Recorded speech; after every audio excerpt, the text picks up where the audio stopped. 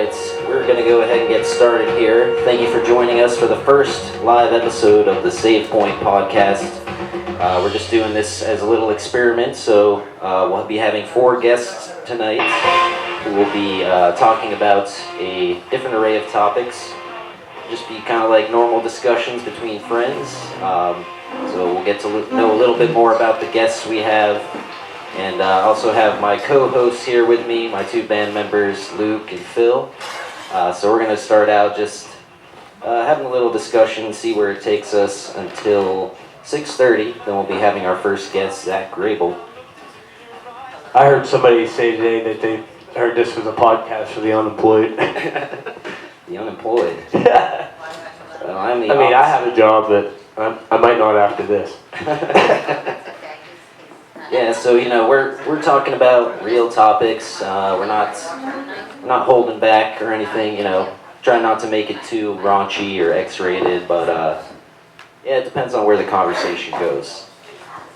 So, Phil, if you would like to go ahead and introduce yourself to the audience for the people who may not know you. Hello, I'm Philly Grooves Wagner. I'm a guitar player in a bunch of bands and audio engineer in town. Yeah, one of the best. Honestly, one of the best. He's been with our Mass in the Grass festival that we've had for the past 6 years, doing sound for our indoor stage. So, and yeah, my band member as well. What can we talk about today? What's on your mind for today? A whole bunch is on my mind, but I don't know if you want to hear about it. Well, don't go too crazy on the details. Keep it short, but Well, there's a lot of snarky people in this city. A lot of people that pay attention to what you're doing and watch it. And all I gotta say about that is, if you're spending so much time of your own personal time watching somebody else, you're not living your life correctly. Yeah, I'm sure we've all experienced that in town, especially if you're doing anything in the public, there's always going to be criticisms, especially since this is kind of a smaller town. I grew up in several different cities, Boston, I lived in Atlanta for a while. This is probably one of the smallest towns I've ever lived in, and I moved here about 11 years ago, so yeah, doing this festival, we've definitely had our fair share of public scrutiny, so yeah, I know what you mean there. So, what can you tell us? What are you feeling regarding this topic? Well, I specifically have become a target.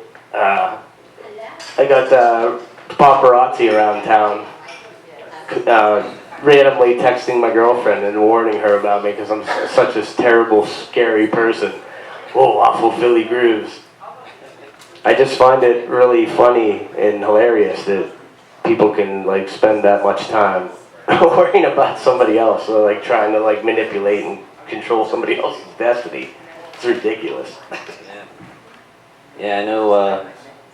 I don't know. It might be a sensitive topic, but I know you deal with that as well on a semi-regular basis. Just people caring way too much about what's going on in your life, even though they barely have anything to do with you. They forget what they're doing in their own life, and they don't realize that they're bothering you so much, and they should probably take care of things that are really important, but they're too busy trying to live your life. They should be worrying about what they should be worried about, not you. Yeah, take care of your kids. Stop the drama. Take care of your kids.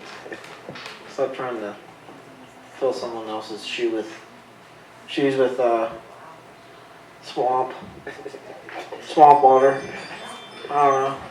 Yeah, well, I guess the general theme of this would be, just if you're caring too much about the lives of other people, you really got to focus your attention inward, because, every day that you wake up, that could be the next day where, something great happens, or you make some really good decision that changes your life, and if you're focused more on those things, the things that are within your control, not things that you can't control at all, that you're trying very hard to, I found that it definitely, frees up a lot of headspace to start thinking about positive thoughts. Let me tell you something. I wake up every day and I say to myself, I believe something wonderful is going to happen for me today. And I've been doing it for a couple of weeks, and it actually works. Try it. Yeah, that's gratitude for you. What do you think about that? Do you wake up every day saying it's going to be a joyous day? Absolutely. And after a shower with coffee, I mean, how can't you feel that way? I love it. I wake up expecting greatness. Yeah.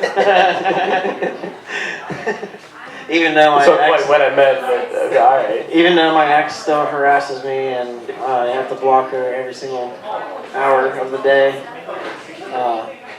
Yeah, just avoid the problems. Trying to every day, but now my So life has become fairly problem-free for the most part. Can't say it's perfect, but must be nice. eliminated a lot of the baggage, so hopefully that'll help, because I have a lot of big goals for next year specifically. Well, you got a lot of haters fucking saying about you using AI. Yeah, it's another topic we'll be talking about a little bit. AI. What do we think of AI? Is it gonna destroy the world, or is it gonna be the savior of the world? I'm sure there's lots of arguments either way, but when it comes to technology, I'm definitely more optimistic. So whereas everybody else thinks it's like a doomsday thing, and it's going to be a Terminator, Skynet scenario, I think it's actually going to be really useful for pretty much every single application you could think of. Like it's going to be fully integrated into our whole reality, and at this point, I don't think there's any stopping it. So as long as we can, make laws about it, create good legislation and guidelines and limitations, I think that's the most important. I think we've been experiencing AI for a long time.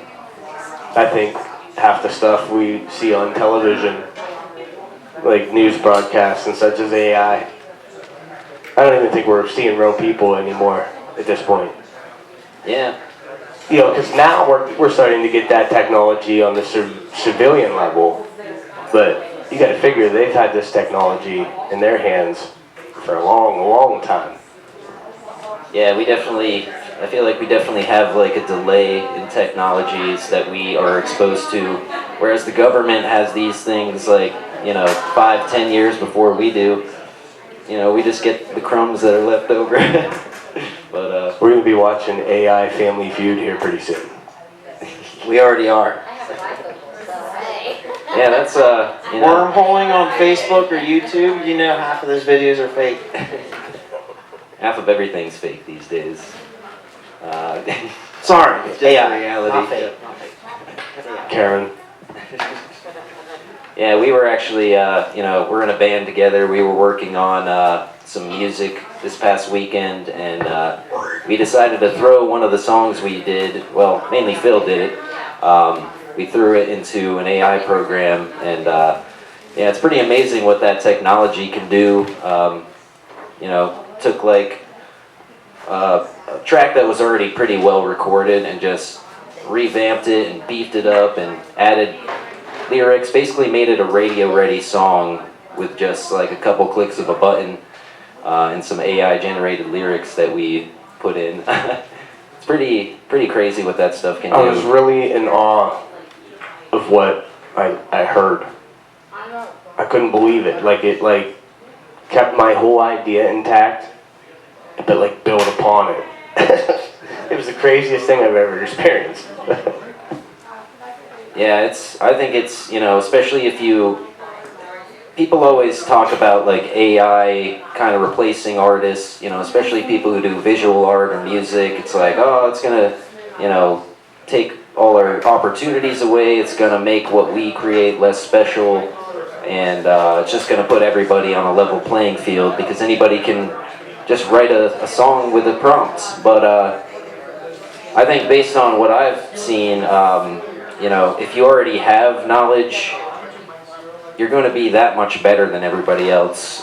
in terms of using AI. So, you know, for instance, if you just write a song with a prompt, as opposed to writing a whole song yourself and then feeding it into that, it's naturally going to be, I think, a lot better, a lot more detailed, and just thought out than just the average user putting a prompt in. It was certainly more personalized for what the music we dumped into it. Yeah. The music that I worked out and recorded, we dumped into that, and it was certainly personalized to what I put in there. And the rest of your lyric prompts, it was just incredible. Thoughts? Sick.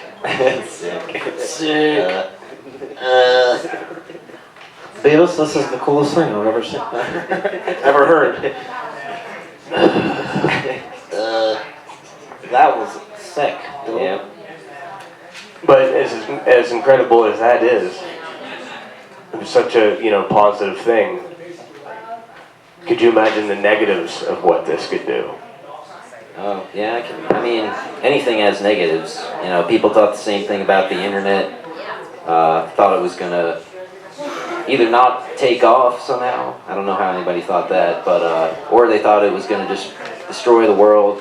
I guess it has kind of made things a little worse in certain respects, especially with social media just being kind of unregulated and just, it's kind of like the Wild West right now, but I don't think it's going to be that way forever. This may be the most free we ever are on the internet, like, at this time. I think it may go downhill from here. When I was young, there was this online forum called Rock Page, where everybody got on. That was like our social media. And that's where everyone's opinion started. And then it like scooched on over to Facebook, and then the whole world got opinions. MySpace. Yeah, Sick MySpace. custom layout. Yeah. You do your own coding in there. What happened to that? That was pretty sick. It was like custom whatever you wanted. It was awesome. Yeah.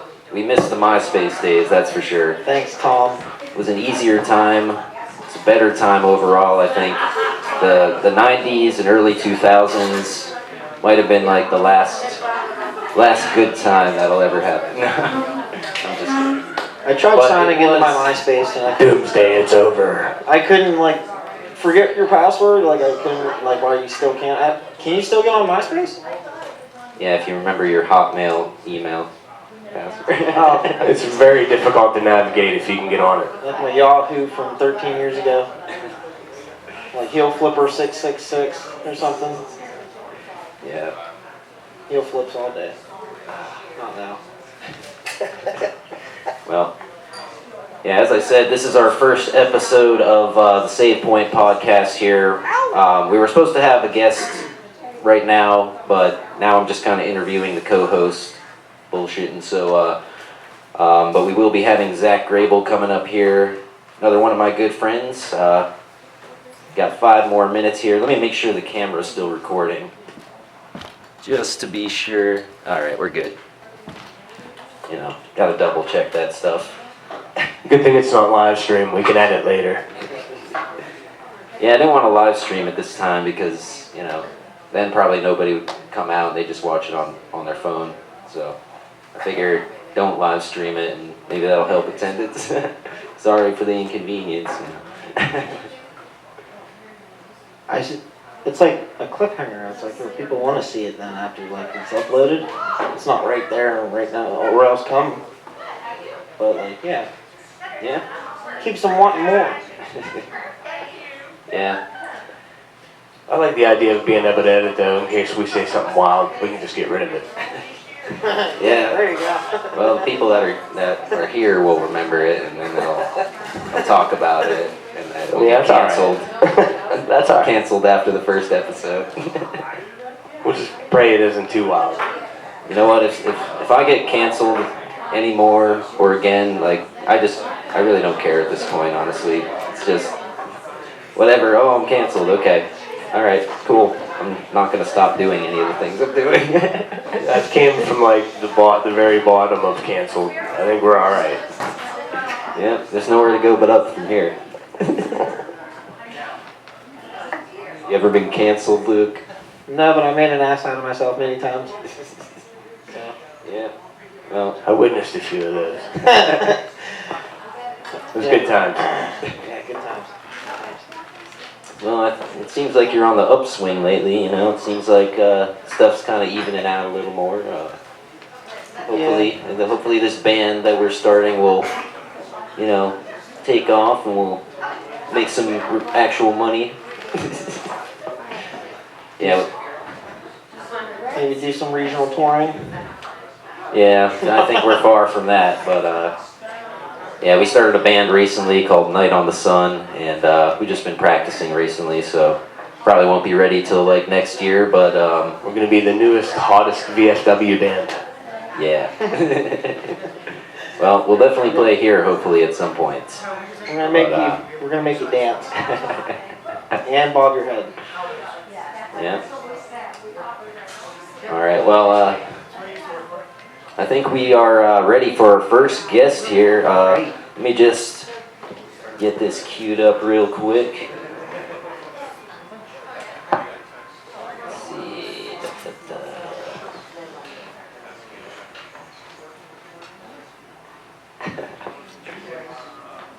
I had a playlist here, but I guess it disappeared. Okay. All right. So yeah, please welcome our first guest, my friend Zak Grabill.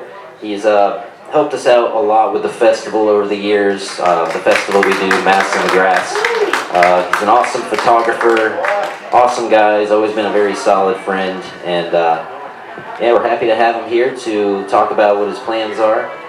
And yeah, give it up for Zak. Hello everyone. Thanks for being here. Super cool.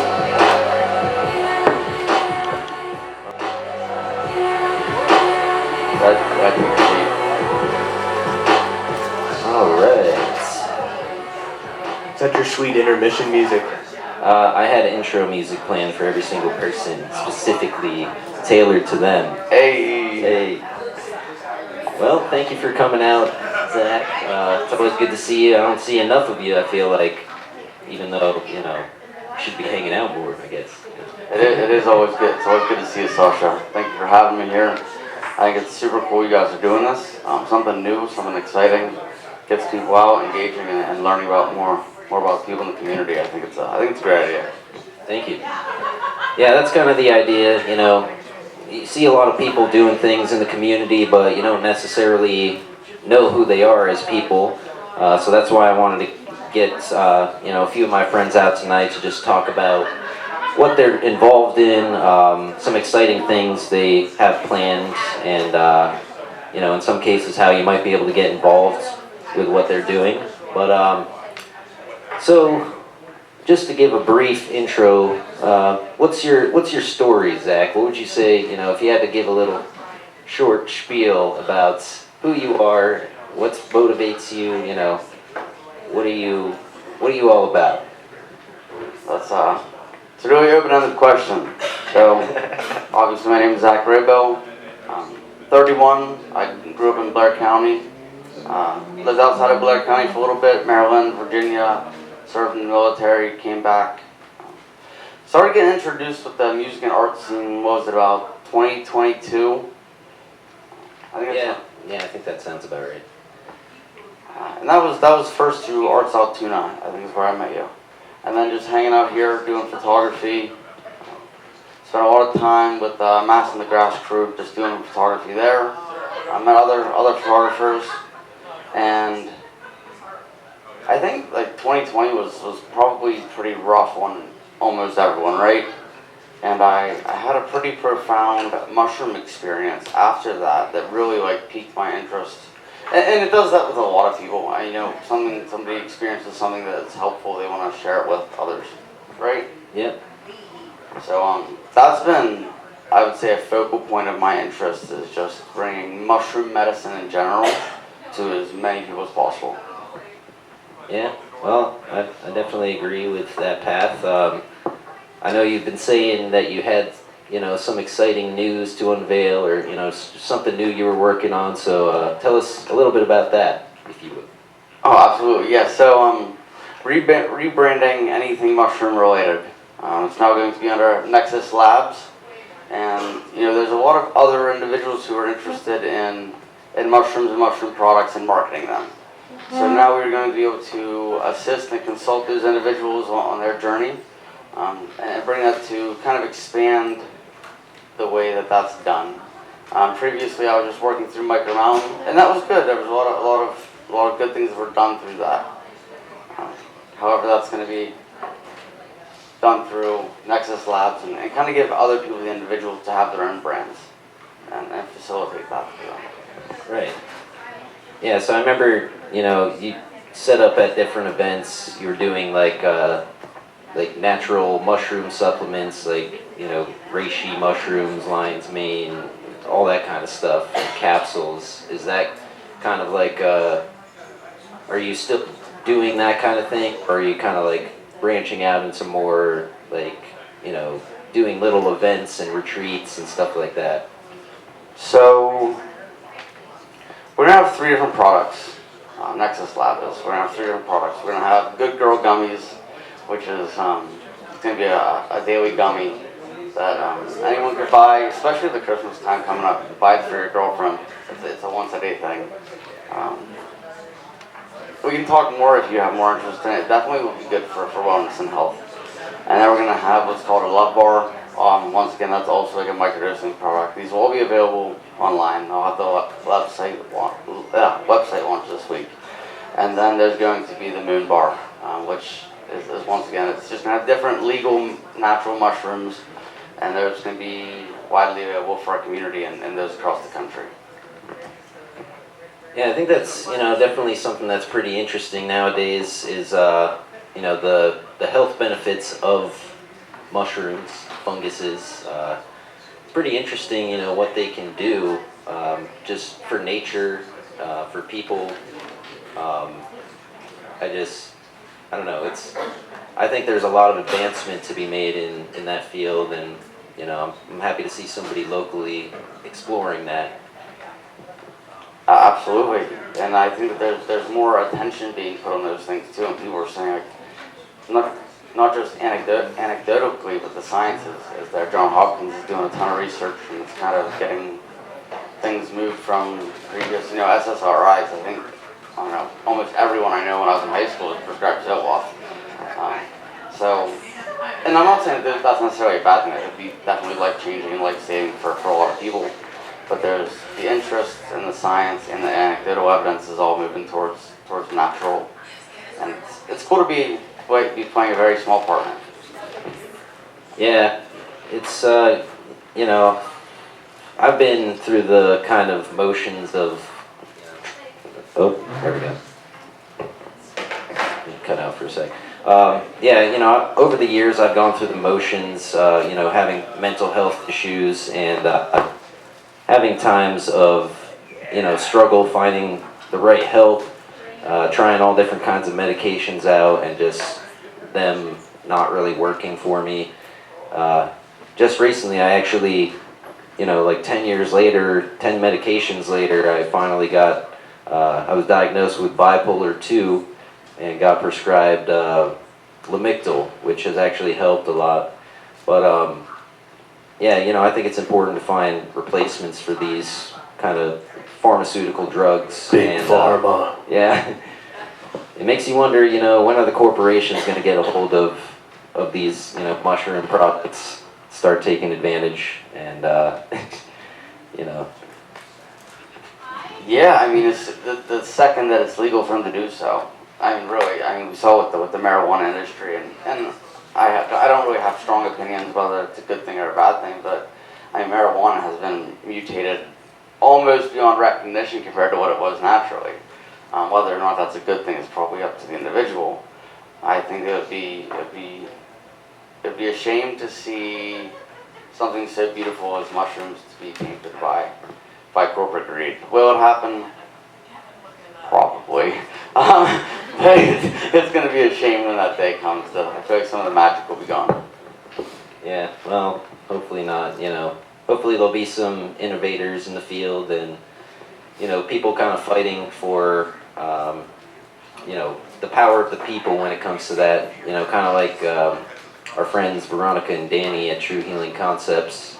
I guess they're the new bill that they passed. It's gonna make all marijuana products illegal, including the THCA, the CBD, all that stuff in the next year or so.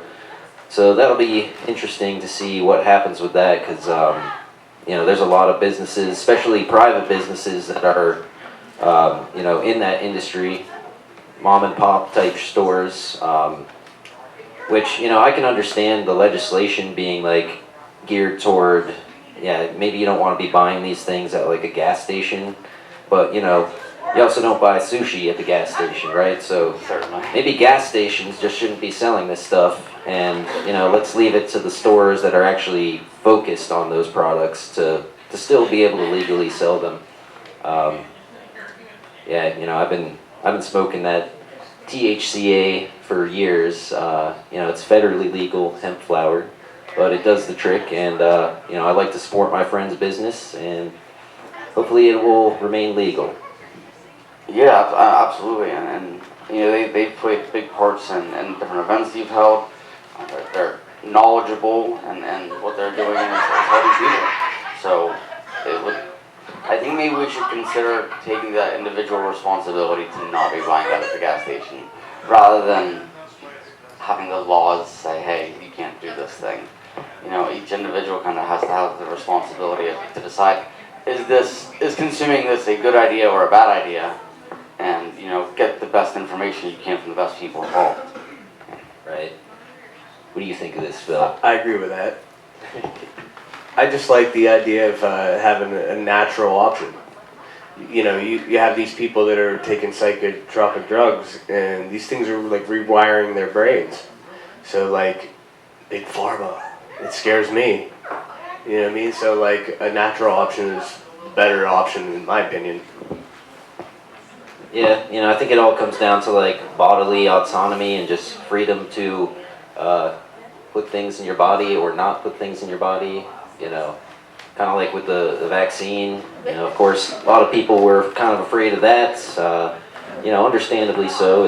It was a new technology, the way they did it with the mRNA, and not everybody understands the science. I can't say I, of course, fully understand any of it because I'm not a scientist, but I think vaccines should probably be left up to the individual, because I just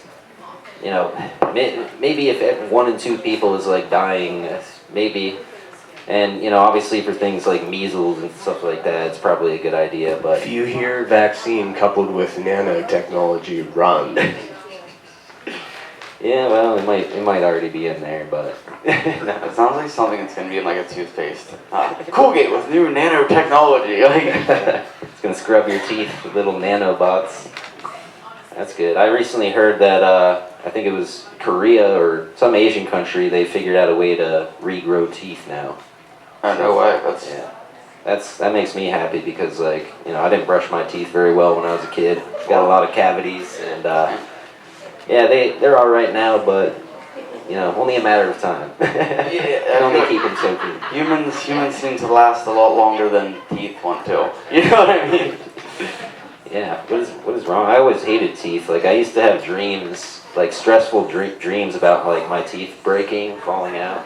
I'd open my mouth. But human skulls have teeth. What's that? But human skulls have teeth. Human skulls? That's because they're flossing. Yeah, used to have all kinds of weird dreams about that. But yeah, it's kind of a random tangent there. But where were we? What else are you doing? You have any other kind of ventures? I'm hoping you'll be involved in the festival next year again as the main photographer that we have.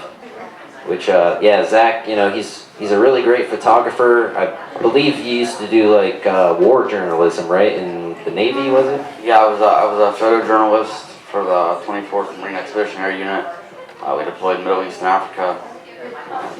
That was my main dig was photography. We did a little bit of videography, did a little bit of graphic design, but I was mostly running gun with the camera. Yeah, I can imagine that would be a cool thing to get into. Although it kind of reminded me of like, I'm sure there weren't too many like crazy. I mean, I can't speak for you, but did you see like battle much, or was it like kind of pretty tame, like you're just kind of documenting? It was probably more tame than one would expect with the title. It was probably more tame than I mean, there are definitely some intense situations. Yeah. But yeah, probably more tame than one would assume.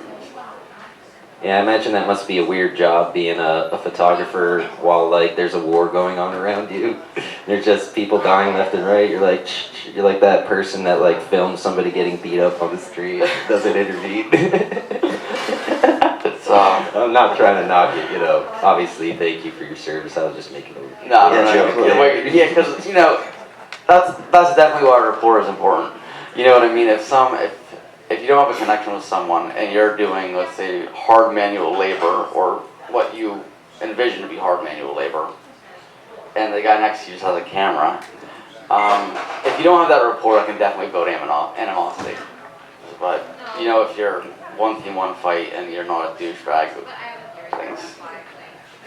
Everyone plays the part. You know what I mean? Everyone plays their own role, and at the end of the day, we're all just ants making the colony work. Yeah. I was earlier this year. I was thinking about joining the National Guard, just because I was kind of in like a fuck it attitude where I was just like, nothing's working. I make shit money, you know, living paycheck to paycheck. So yeah, let's join the military. You know, maybe they'll give me some benefits and I'll be able to actually, you know, have a good life and provide for my family. But yeah, kind of the last minute, I was like, I'm gonna have to be away for like 9 straight months from my 2 young kids. When it came down to it, like after finishing 99% of the process, I was just like, yeah, I don't know. I think I still have work to do here, and I didn't want to have to give all that up. Not that I wouldn't be willing to, you know, if it called for it, but I feel like I can do a lot more important work here, and you know, I'll work with all these people, you know, that we know that are really doing some cool things in the community. Oh, most certainly. And Sascha, I mean, you do make a big impact on the area, and you know, for a lot of people, the creative outlets they have through things you're doing is the most important thing that they're doing. So like, that's not an insignificant thing, and that may be even more impactful than you would be with time away in the National Guard.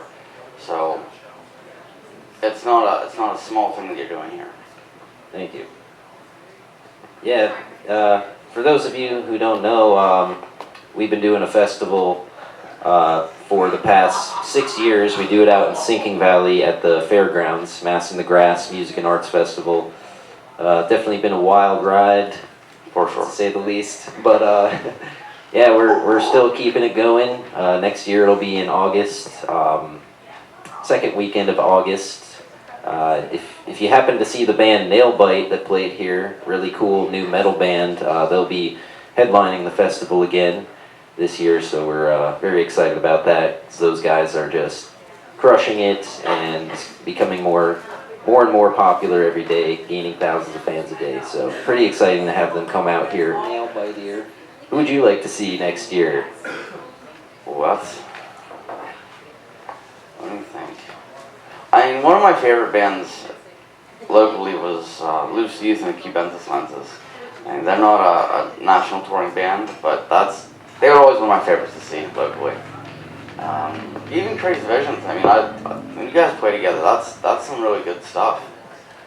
Yeah, that's some mushroom music right there, I guess. Especially the Cubensis Lenses. I mean, that's a mushroom reference, right? Cubensis. I think that's what they're going for, yeah. I think they were just, you know, they were consuming a lot of lion's mane, reishi, you know, just the regular old mushrooms you can They find were creating some pretty cool music, though. Oh yeah, yeah. Guy Morrow, you know, he's definitely a good songwriter. Got a lot of cool ideas. I wish I could have worked with him more, but hard to keep a band together these days. That guy, he's like a whole character. Like he carries this persona with him. He like walks in the room, you're like, there's Guy. There's Guy. There's the Prince of Persia. That's who he reminds me of. He does it well. Oh yeah. Well, let me see what we're doing here, how we're doing with time. We got 13 more minutes here, so you have any topics that you have been spinning around in your mind lately, or? Yeah, we're gonna do an art and craft show in Martinsburg, March 7th. This is me pitching this to everyone. So yeah, each of you here will probably be asked to play some kind of role in this. It'll be at Morrison's Cove, at the Memorial Park. They have a venue there, March 7th. Fine arts and crafts. You know, there's a lot of artists out towards the Cove way, and I would say Bedford who would want to be more involved than they are now, assuming that they're involved zero. They would like to be involved more, and then that would be March 7th. March 7th. All right, March 7th, Morrison's Cove in Martinsburg. Yeah. Arts and Crafts Show. That's right. Apply now. Yeah, like I said, within a week we'll have a lot more of this. It was so weird because I didn't know if I should put things online before talking about them here, or if I should put them on after. I'm like, what if I want to change my mind what I talk about? I ain't gonna put it out there yet. Yeah, it always helps to do a little planning. I didn't do any planning for this event here. No, I literally was drawing diagrams on the back of my papers at work today, and coming up with outlines and stuff to talk about, because I tend to procrastinate a lot, but I always manage to get the job done. We're starting to lose each other, and it's important to do things like this to bring community back together, so people get together and start talking to each other again. It's really important, I think. Yeah, that's why, it's kind of why I wanted to do this. Just have more one-on-one conversations with people, because, if people don't know who you are, they will put all kinds of things in their head about who you are, what you're all about. It happens to me all the time. Yeah, and it's just, just, if you don't know something about somebody, just take the time to get to know them, It's not going to hurt, maybe you find out that they are everything you thought they were, but most of the times, I've known people who I had some preconceived judgment about for whatever reason. I mean, it could be something simple as just appearance, or, the kind of energy they have surrounding them based on whatever, and, actually talking to them, it's like, oh, yeah, they're just a regular person like me, and pretty, they're actually pretty cool, I think that most people are decent. You know what I mean? I think most people, at least in their own minds, are good people. Different circumstances lead us all to act maybe less desirable than we should at times. And hopefully we'll act less desirable less, and try to be, try to be kind to each other, and show other people that they're important, equally as important, or if not more important than we are. Yeah. Well, hopefully all these mushrooms will allow us to do that. I love it. But, all right, well, I think that's all the time we have for our first guest here, Zak Grabill. Give it up for him once again. Nexus Labs. Check out that website once it drops. And, get to know Zak. He's a good guy. All right, just going to take a couple minute intermission here. If anybody needs to use the bathroom, grab a drink. You are quite the mouthpiece, too, and quite funny. Well, I was gonna say, when you hear quite the mouthpiece, I don't know if I accept it because I know you're being flattering, but when I hear it, it's like I think of the squeaky toys. You know what I mean? Well, I speak poorly. I just, I didn't go to college. Plainly. Well, I went to college for I believe, a semester and a half, so we're kind of in the same boat.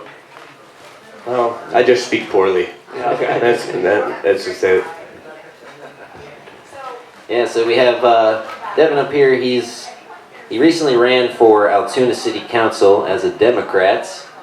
And unfortunately, even though I was hoping it would pull through, didn't quite get the mark. Lost by a couple hundred votes, was it? Right. So yeah, I mean, I'll give like the really cool information, I guess. Which bummer we lost, right? But I mean, we lost by 161 votes.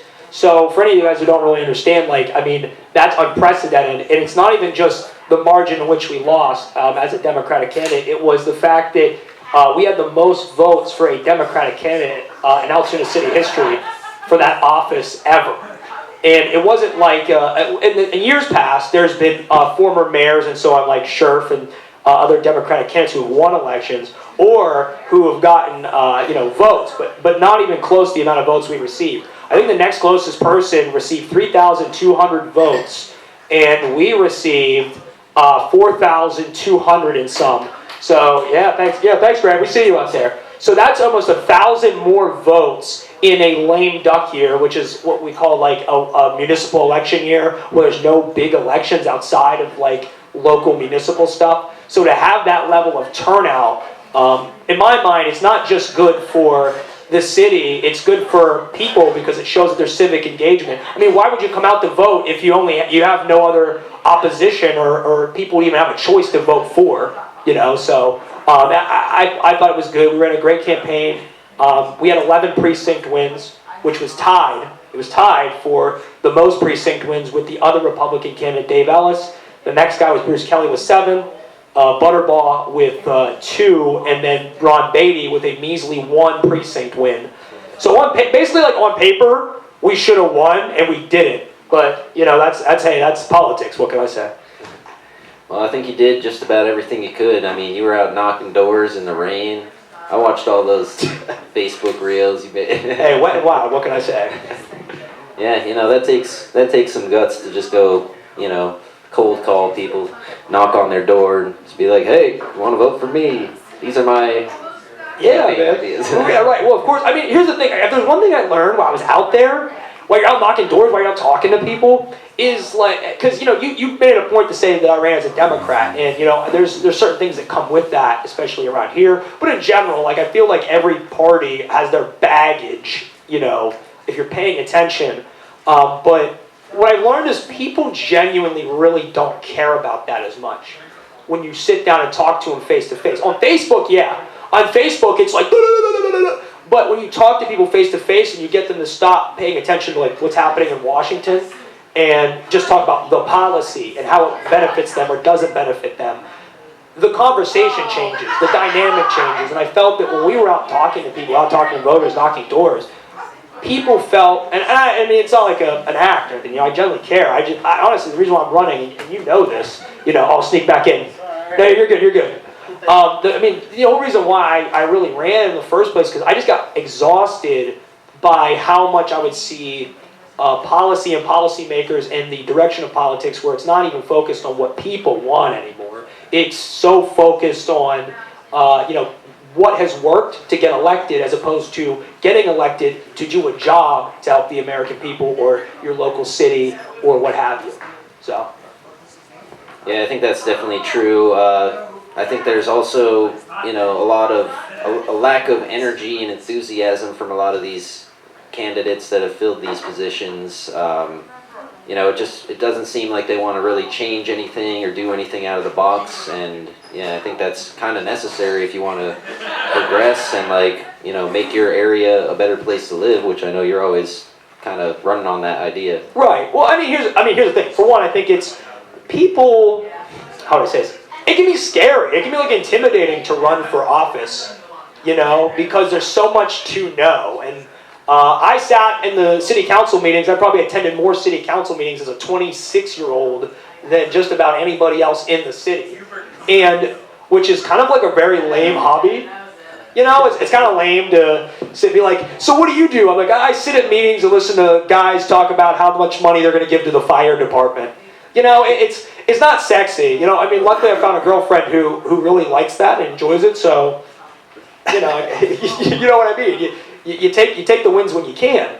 But with all that being said, I think that it can be intimidating because there's so much to know, and I sat for 3 years basically taking in all this information, learning as much as I could, until I felt confident. I mean, there's several reasons why, some of which are drama-filled, which we could get into, but why I ran for this race in particular at the time that I did.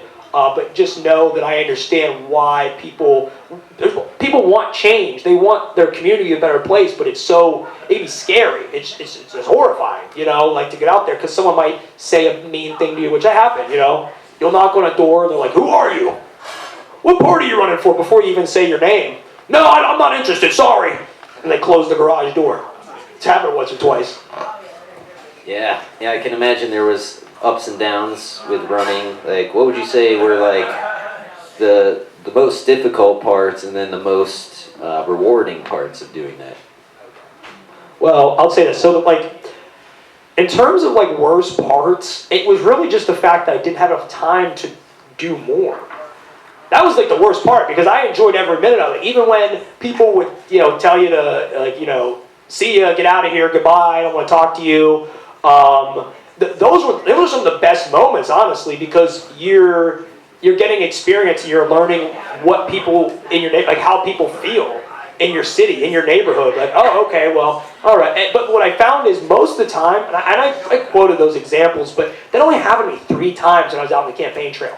Mostly everybody, regardless of party, was receptive. They wanted to hear your platform. They wanted to hear what you wanted to do. And I mean, that's the reason why we got so many votes, in my opinion, is because, you get that many votes, it meant the Republican voters said, "I like this kid, I like his energy, he presented himself well, he presented his policies well, and I have to cast at least one vote for this kid," But I would say that's probably the worst part. And then the best part, it's when you have those rewarding conversations, when you do turn somebody over who maybe at the start of the conversation was a little hardened to what you had to say, but then you kind of through talking about the policy and even through convincing them, okay, well, do you think this makes sense? Or even just hearing, I think what rewarding is hearing this. It's that they were so refreshed and happy to see somebody running for office. They didn't even care. A lot of the races at every level, especially in this area, at the municipal, the state level, all of them, nobody runs. And again, I understand why. It's scary, there's a lot to know, and trust me, there were times out there where you have imposter syndrome because you're talking to somebody and you feel like you should know more. But you have to trust the process that you will learn what you need to provide for their needs. So I guess that would be the rewarding thing, is just hearing how happy people were to see somebody running and that they felt like they were heard, because a lot of my opponents, they didn't even knock doors because they thought just because of the letter beside their name, they had it in the bag. Yeah, especially nowadays, I think, especially if you're getting out there on social media, showing people who you are, talking to the voters one-on-one, you're really going to have a much better chance. If these people really wanted to solidify their wins, they could, do a little bit of that. But, a lot of the times that's the younger people who have more drive and are more, well-versed in the technology to reach people. I totally thought with everything you were doing that you were going to pull out the win, but I hope you will run again if that's your plan, Oh, absolutely, 100%. I can't. I'll tell you a couple of things. Well, before I continue, hey, who out here lives in Altoona? Who lives in the city? Anybody? Raise your hand. Anybody? All right, I see two. Oh, okay, I see you back there. All right. Anybody? All right, gotcha. Did you vote for me or no? No? All right. Get him out of here. No, I'm just kidding. That's all right. Well, we probably didn't talk before then, so don't worry about it. What's that? Okay, never mind. I thought it said something else. But go ahead. What question, Sascha? I apologize. Oh yeah, if you will. Oh, if I'll run against. Yeah, absolutely. I think that based on the results of what we had in that election and just some of the people that I met and talked to, in a way, not running again would be doing them a disservice. And when I ran that city council race, a lot of I liked those guys. I sat next to them in meetings all the time, the people I was running against. You know, so when I ran, I wasn't even running a campaign that was antagonistic against them. It was more so, I want to help the city. I have, you know, they want to attract young people to the city. I am a young person. I've been studying this for a while. I helped build a comprehensive plan when I was serving on the City of Altoona's Planning Commission. So these are things that I thought would be beneficial, and I could add a perspective that they, you know, probably lacked. You know, there's something to be said for experience, but I mean, some of those guys have been there for almost 18, 20 years, you know, so that's a long time in politics, and especially for local municipal stuff. So I will definitely run again. There's some opportunities kind of looming around, which are very exciting. I've gotten some phone calls from some people I didn't even know were paying attention to my race. So we'll see. We'll see what comes up here in the very near future. But I definitely will, and I will take the year now or the time now that I'm not running to just learn more, get closer to the community, do more stuff. You know, shake. Well, I've almost said shake babies and kiss hands, but that's not right. Shake hands and kiss babies, so to speak. Yeah. Aside from the the political race, I know you do lots of other stuff. You've been involved with our festival, and you also run the Redd Up Altoona Foundation. You want to talk a little bit about that as well? Wow, I mean, I've already talked about politics, and I already talked about picking up garbage. I couldn't bore this audience more to death. Yeah, I mean, we started that. Sorry, guys. You know, I mean, what can I say? It's a garbage conversation. No, I'm see, there we go. I was a zinger. I got a couple of them, right? I tried. Yeah, but so the Redd Up Altoona Foundation was like really just a group we started because one day I was just sitting at Green Bean and there was so much litter sitting outside of the building, and you know, with my recent interest in like public service and so on, I was like, you know, what if we got together and we just picked up trash? I think I made a Facebook post, and then I said something to the effect of like, you know, who knows what we'll find out there? Maybe we'll find your ex blowing around as well. But yeah, I heard you earlier, Philly, so you know, maybe she's out there. But with that being said, I was just surprised at the response, and we did our first ever cleanup, and it was supposed to be just a one and done deal. And then we just had such a great turnout, and so many people were excited to be a part of, you know, just cleaning up trash in the community, which is something I thought people would never get excited about. And then we all had a lot of fun. I said, well, why don't we just continue this effort? And we're going on year 3, and there's great people that have been involved from start to finish. And I actually, you were part of my first team, weren't you? What was your experience with the first cleanup? It was fun. You know, I had often thought about doing that as well, just because I was bored. You know, just go out, pick up some garbage. Clean up the streets, Batman style. Clean up the streets. But Justice. Yeah, I met a lot of new people. I think I actually met Elizabeth through there, and now we work on the farm show together. So that's pretty cool, like to have made that connection. Met a lot of other people that I had never met before, and just had fun picking up garbage in random areas. How's the farm show thing? Are you still EIEIOing out there? Or? Yeah, we're what was it? I've been with the farm show now for 2 years. This will be the 3rd farm show coming up in 2026 in September. But yeah, it's been cool to be the vice president. You know, never thought I would have that title. Never thought I'd be the vice president of anything. You know what? There's some people have said that I would become president before you, but now here you are, you're vice president, and I still haven't. So, clearly I'm out of touch. I think I give up. I throw in the towel. That's it. My political career's over. You watched it here first, guys. I don't know, man. I think you should run for president. No. For one, I don't meet the age requirement to run for president. I got almost. You have that much more time. 20 years. Wait, make sure. 20 years. It's 35. How old are you? Wait, I thought it was 45. I think it's 30. How old am I? 10? It would be 20. 35, right? Is that right? 35 years old. Someone Google that, please. Double check that to be pretty sure that's right. I thought it was for senator, 35 for senator, 45 for president, but I could be wrong. No, it is 35. It's been confirmed. All right. Okay. Gotcha. I think I heard that right. Yeah, someone said 25, 30, wait, you're 30, 35. 40, she got 40, 45, 40. You gotta do that at the farm show. I only brought that up because I was at church, the other day, and a guy comes up, or I met this guy at church, his name is Ray, and he sits there and he goes, wow, you talk really fast, you could be an auctioneer. So, it made me think of that. And we talked about the Price is Right, so. Yeah, you do talk, well, just fast enough, I would say.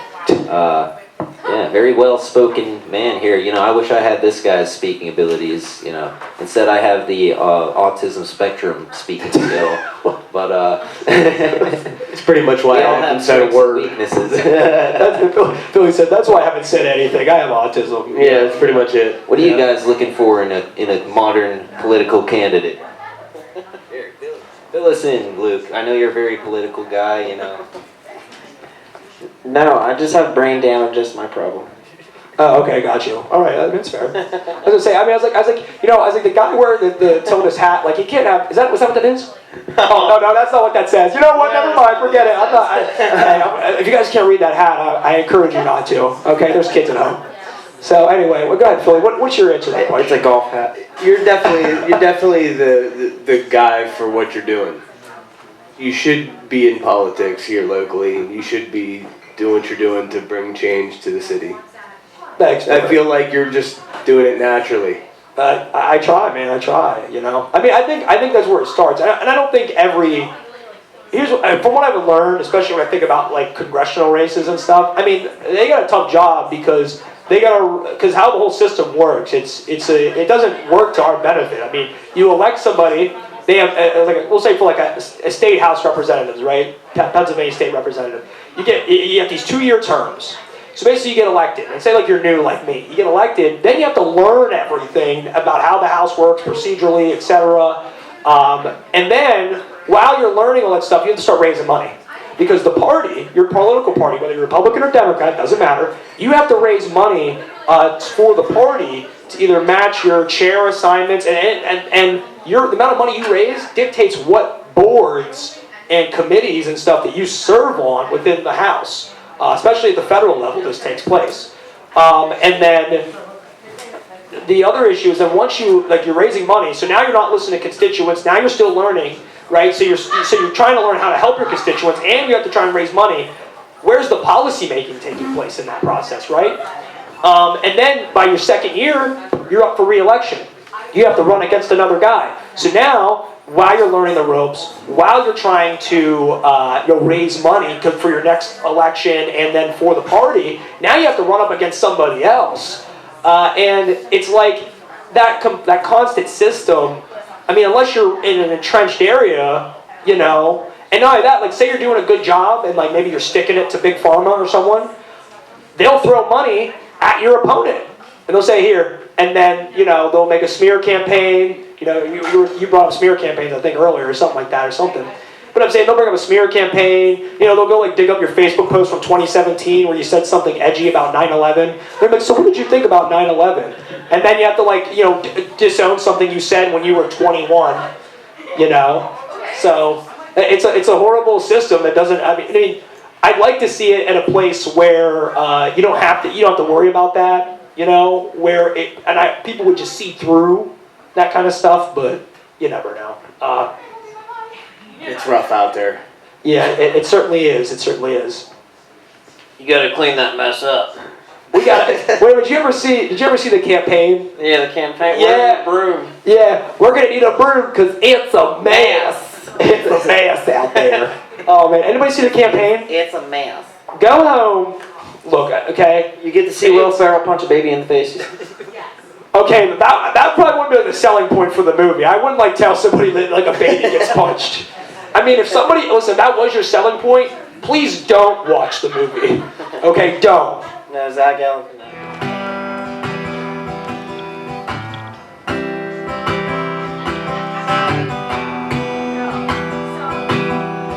Hate that I love you in the worst way.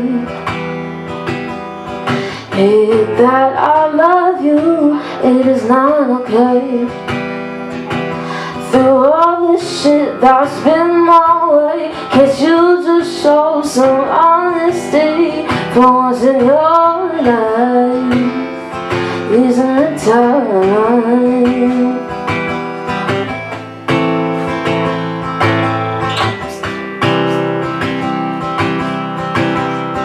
Love to hate you, hate that I love you.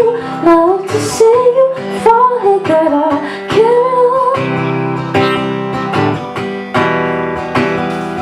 Love to hate you, hate that I love you. Love to see you fall, hate that I carry on. Hate that I carry on.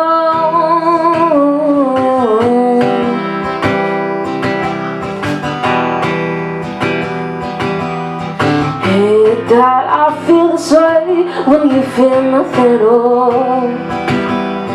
Fake it till the night, then the tears fall. Through all the shit that's been my way, 'cause you just show some honesty for once in your life. Isn't it time?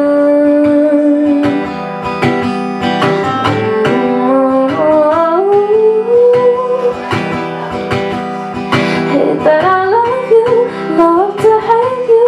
Hate that I love you, love to see you fall. Hate that I carry on. Love to hate you, hate that I love you. Love to see you fall. Hate that I carry on. Hate that I carry on.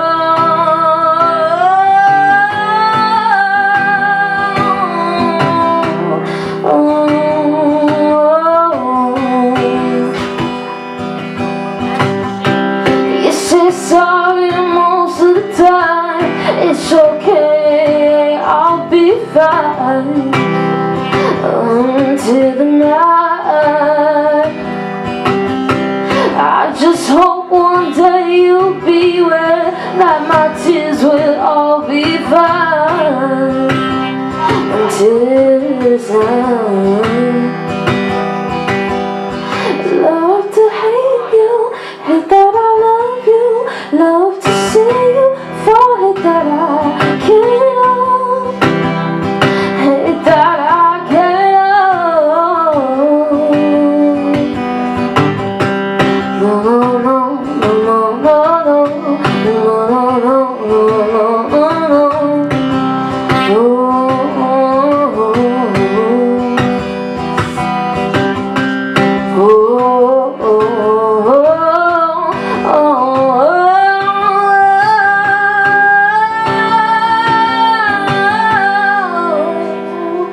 Love to hate you, hate that I love you. Love to see you fall, hate that I carry on.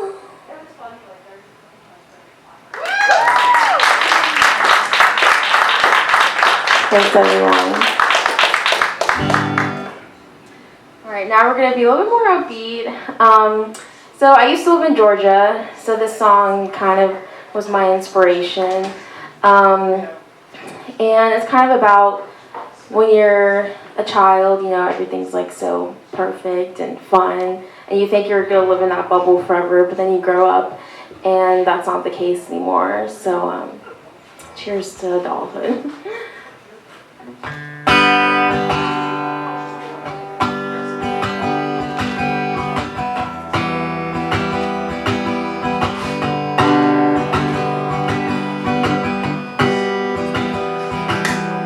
Not in Georgia, and in more. That's my bad eyes, I'm my bad dog. My little girl, I was before. Not in Georgia anymore. It's okay, I won't cry. It's okay, I'll survive. Goodbye, goodbye to the memories. Goodbye, it's been a hell of a ride. Goodbye,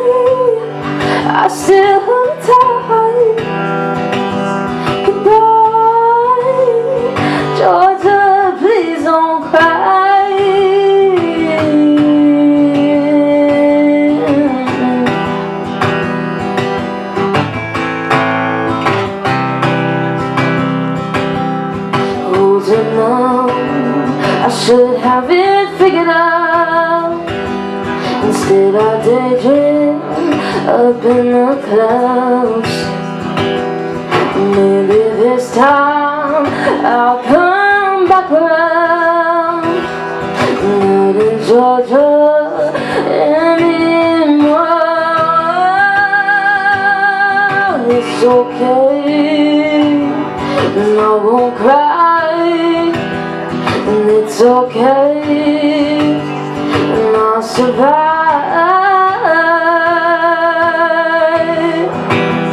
Goodbye, goodbye to the memories. Goodbye, it's been a hell of a ride. Goodbye, I still hold tight.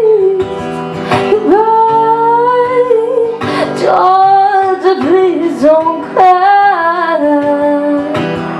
I'm not the little girl I was before. I don't know where I'll go, but I'll be alright. Goodbye, goodbye to the memories. Ooh, goodbye, it's been a hell of a ride. Goodbye, I still hold tight. Goodbye, Georgia, please don't cry.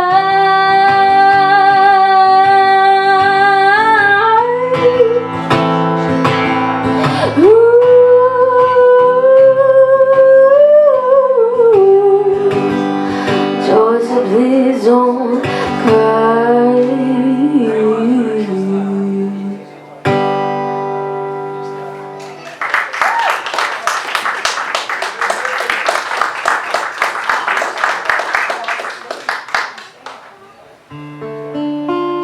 Alright, so this next song is another original. I wrote it because I think we've all had a friendship breakup, and we should normalize friendship breakups more, because they suck.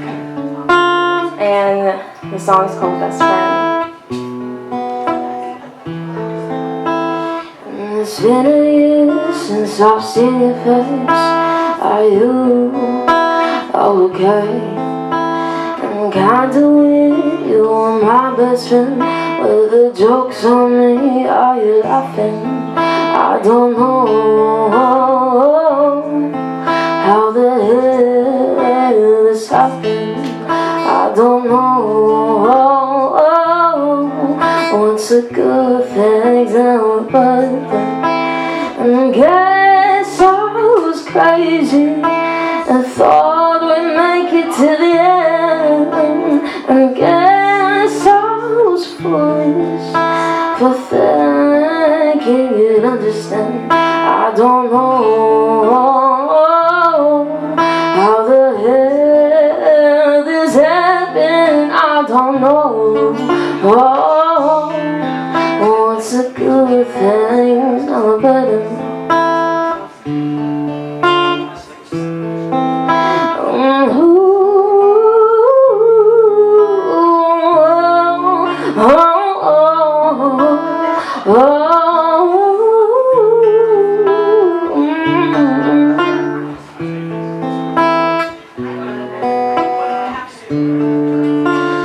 Do you ever miss me? 'Cause I am the one to forgive. And do you ever miss me when your boyfriend toxic? I don't know what the hell has happened. I don't know, but something happened and I don't like it.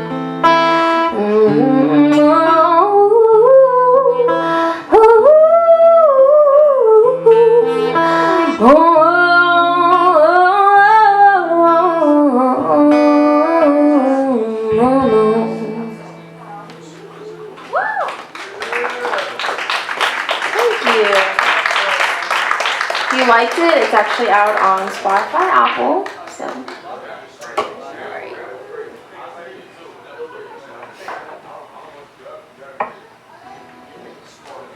Alright, I'm actually gonna do a cover now, and I love singing this song.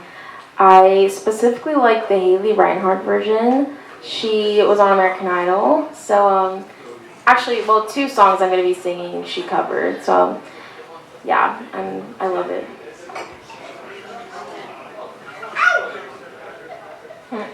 Thanks, Luke. I love the support.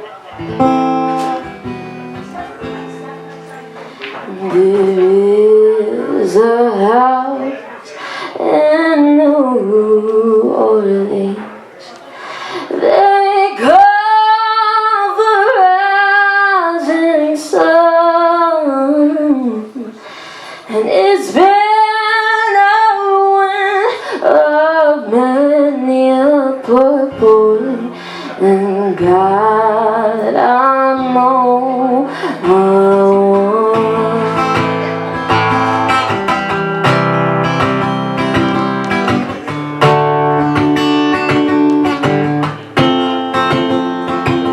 My mother was a terrier. She sold my new blue jeans. My father was a cameraman down in New Orleans.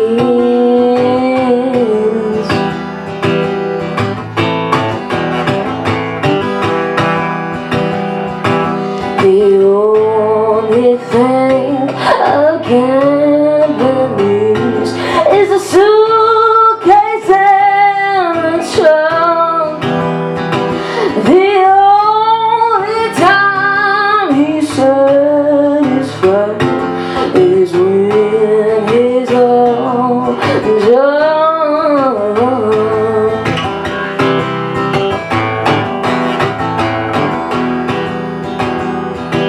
Now, mother, tell your children not to do what I've done, to spend your life in sin and misery down in New Orleans.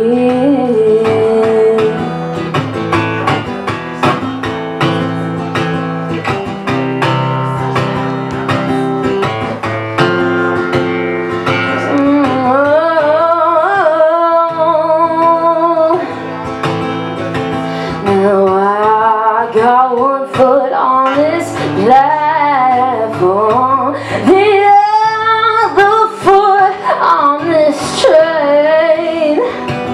I'm going back to New Orleans to win that ball and chain. No, no, no, no. Ooh,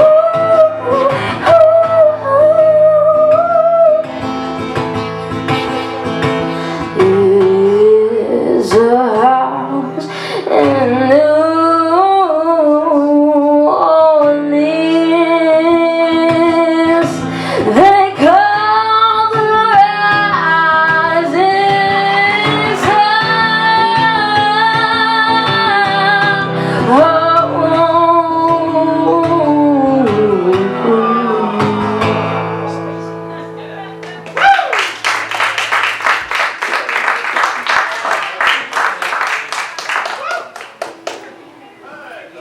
That'll work. Yeah, we'll get it. All right. Working now? I think, yep. All right. So, entering the last guest here, we might have a little something going on after the scheduled finish time, but we got a 30-minute set here with Mr. Harold Camper. I'm ready, 30 minutes. This is a cool guy, That's right a lot here. of talking. That's a lot of talking, Well, man. you'd be surprised how quickly it goes. But yeah, I'm also hoping to get my other co-hosts a little more involved in this discussion, make it a little more well-rounded. So let's see, what do we start with? Okay, well, I guess first introduce yourself. Well, my name is Harold Camper. I've been out here in Altoona for like, I say about 12 years now. You know what I'm saying? Started off in East Freedom, walked all the way to Altoona on foot at a Walmart, and I've been out here ever since, yeah. Real shit.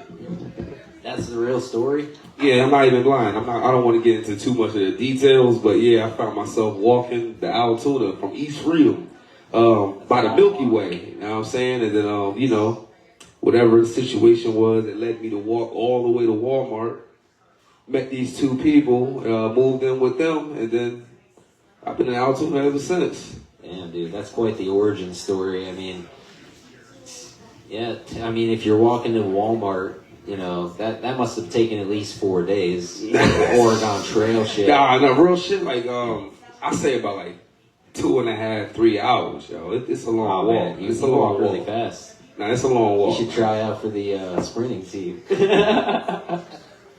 I love walking anyway, so. Yeah. Like 9 miles?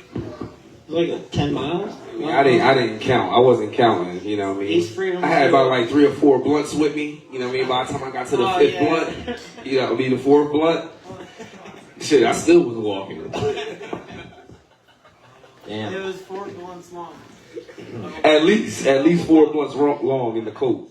So Harold, I just met you recently, and you know, I've been pounding around in Altoona for a long time, doing events and stuff, Right. for a lot of years, and met Sascha, and we kind of teamed up, and I met you recently through you doing events, but I have a question. And I know that, you know, since the first time I met you hasn't been the first time you ever held an event, so how long have you been putting events together? Well, roughly for about like 3 years now, you know what I mean, since 2023. Oh, 2020, yeah, 2023, 2.5 years, something like that. Started off with the House of Melodies. Well, technically, it started off with Mass in the Grass, you know what I'm saying? You know, I was thrown there one day, you know what I mean, and Sascha was throwing an event, you know what I'm saying? And I wasn't supposed to be on the show that day, you know what I mean? Like, so I just heard the mic, heard some music.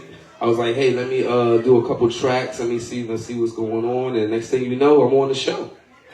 That's pretty awesome. Yeah, man. Yeah, that's when you know you're good enough, is when you're not even on the bill. You just show up and then you're on the lineup.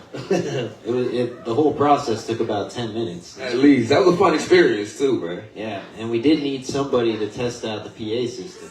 So, I mean, Worked out. Worked out good. I think me and Devin was even freestyling that night. yeah, Yeah, I think so. that's one thing we didn't have Devin do. It's like, yeah, I know you're running for city council and all, but like, let's hear your freestyle rap. Give some bars or something, man. I still have some videos from that on my phone. Like, my phone's like 5 years old, so Still got them? yeah, man, I have all the videos from back then. Yeah, I've had my same phone for 5 years. Can you believe it? I mean, I do now. But yeah, I have those old recordings from the first time you were performing, Devin freestyling, you know.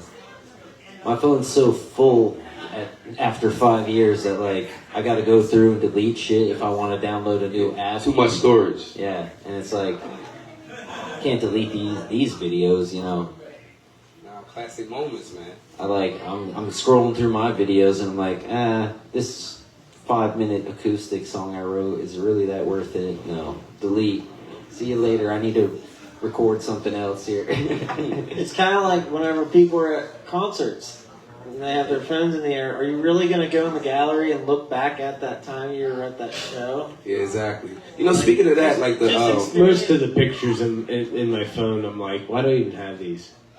I don't even It's record a lot of soaking up videos. so much space. Like, why do I do that? Yeah, I don't even record a lot of videos, man, because sometimes, you know, like, I feel like you lose the moment.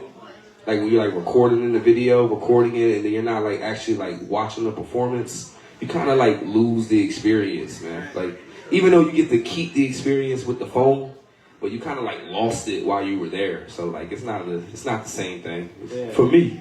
Yeah, You know? that's why we got. There's special times to record that. Right. Well, that's what the camera's for. Like, that's something like that. That's different, man. But me holding my phone up, it's kind of like every time I catch myself doing it, I'm like losing the moment. Like, instead of like acknowledging like what's there. So, Well, there's a lot of artists that have been getting upset about that. And like yelling at the audience members. yeah, because you're losing the moment though. Like it's really true, man. Like, you know, it's like there was a lot of concerts where nobody recorded anything. You know what I'm saying? And they just everything was in their head, and they just like enjoyed the experience. At the end of the day, that's what it's all about. You know what I'm saying? So. Yeah, it's kind of like recording the fireworks on 4th of July. Like, Right, so many people do that shit. enjoy it, man. They just sit there and watch the What are you gonna watch your fireworks. fucking Why are you fireworks recording show this? from 3 years ago? Hey, yo, baby, look at these fireworks, baby. The same as last year. This don't make any sense. Shit. Yeah, it was really timed up with the music this year. Wow. The Star smiley. Spangled Banner really slapped. Fucking, what's that song by Katy Perry, Firework? Oh, yeah. Yeah. Yeah, did you hear the... Yeah, I want to play Firework by Katy Perry for this firework show. I don't know Well, about that's a better experience than actually, like, 2000 filming it. You know what I'm saying? So, just saying. Yeah. I think they should shoot the fireworks right at the crowd. Oh, damn. It won't be a next year if y'all do that. Extremely hilarious. Yeah. Bruce Springsteen. They should make non-lethal, like they make like non-hurt fireworks. They make things that spark and it can't hurt you. So they should make like some fireworks you can shoot at people. That'd be awesome. They probably will, sooner or later. Roman Sooner or later. Yeah. AI. will make- Copyright that idea.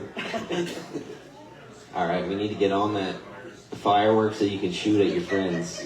That don't hurt. It's like that They won't burn exploding you. candy from Willy Wonka. Well, I mean, Exploding candy for your friends. Yeah, your friends. It'd be a big your hit. enemies. I think it was. All right, well, we got Harold up here. We're kind of just bullshitting. We just right shooting now. this shit, y'all. This is what it's all about, man. But I know Sasha. yeah, we know. We go way back. Yeah, man, we know each other. We know We each used to go other. to kindergarten together.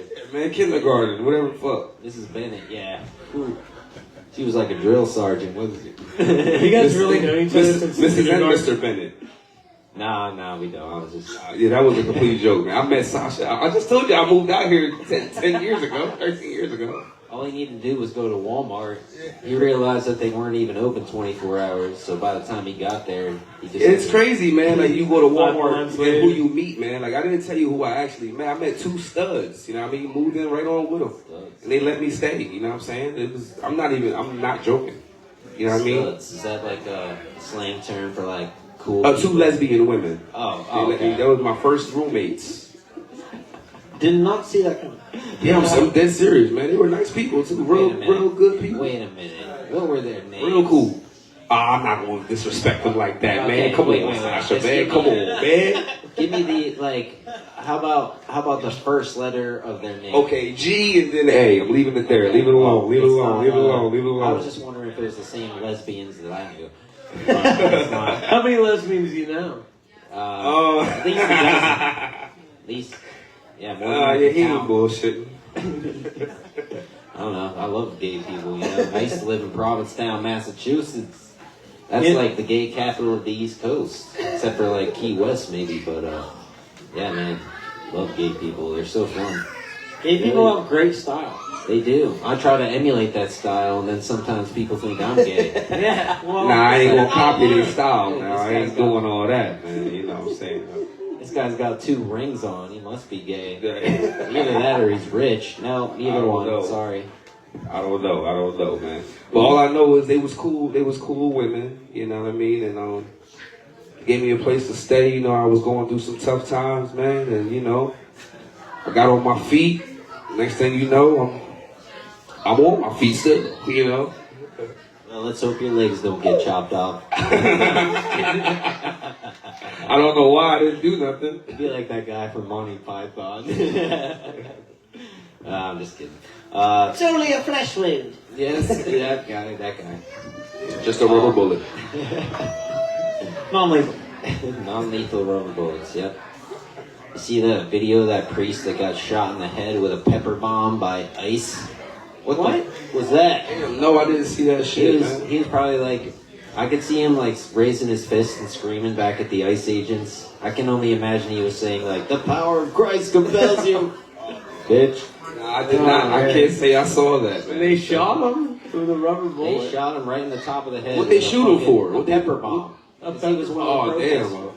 And I guarantee those agents are just like, fuck it, you know, let's just shoot somebody in the head. Pepper bomb. They get in his eyes. They're bored as hell, man.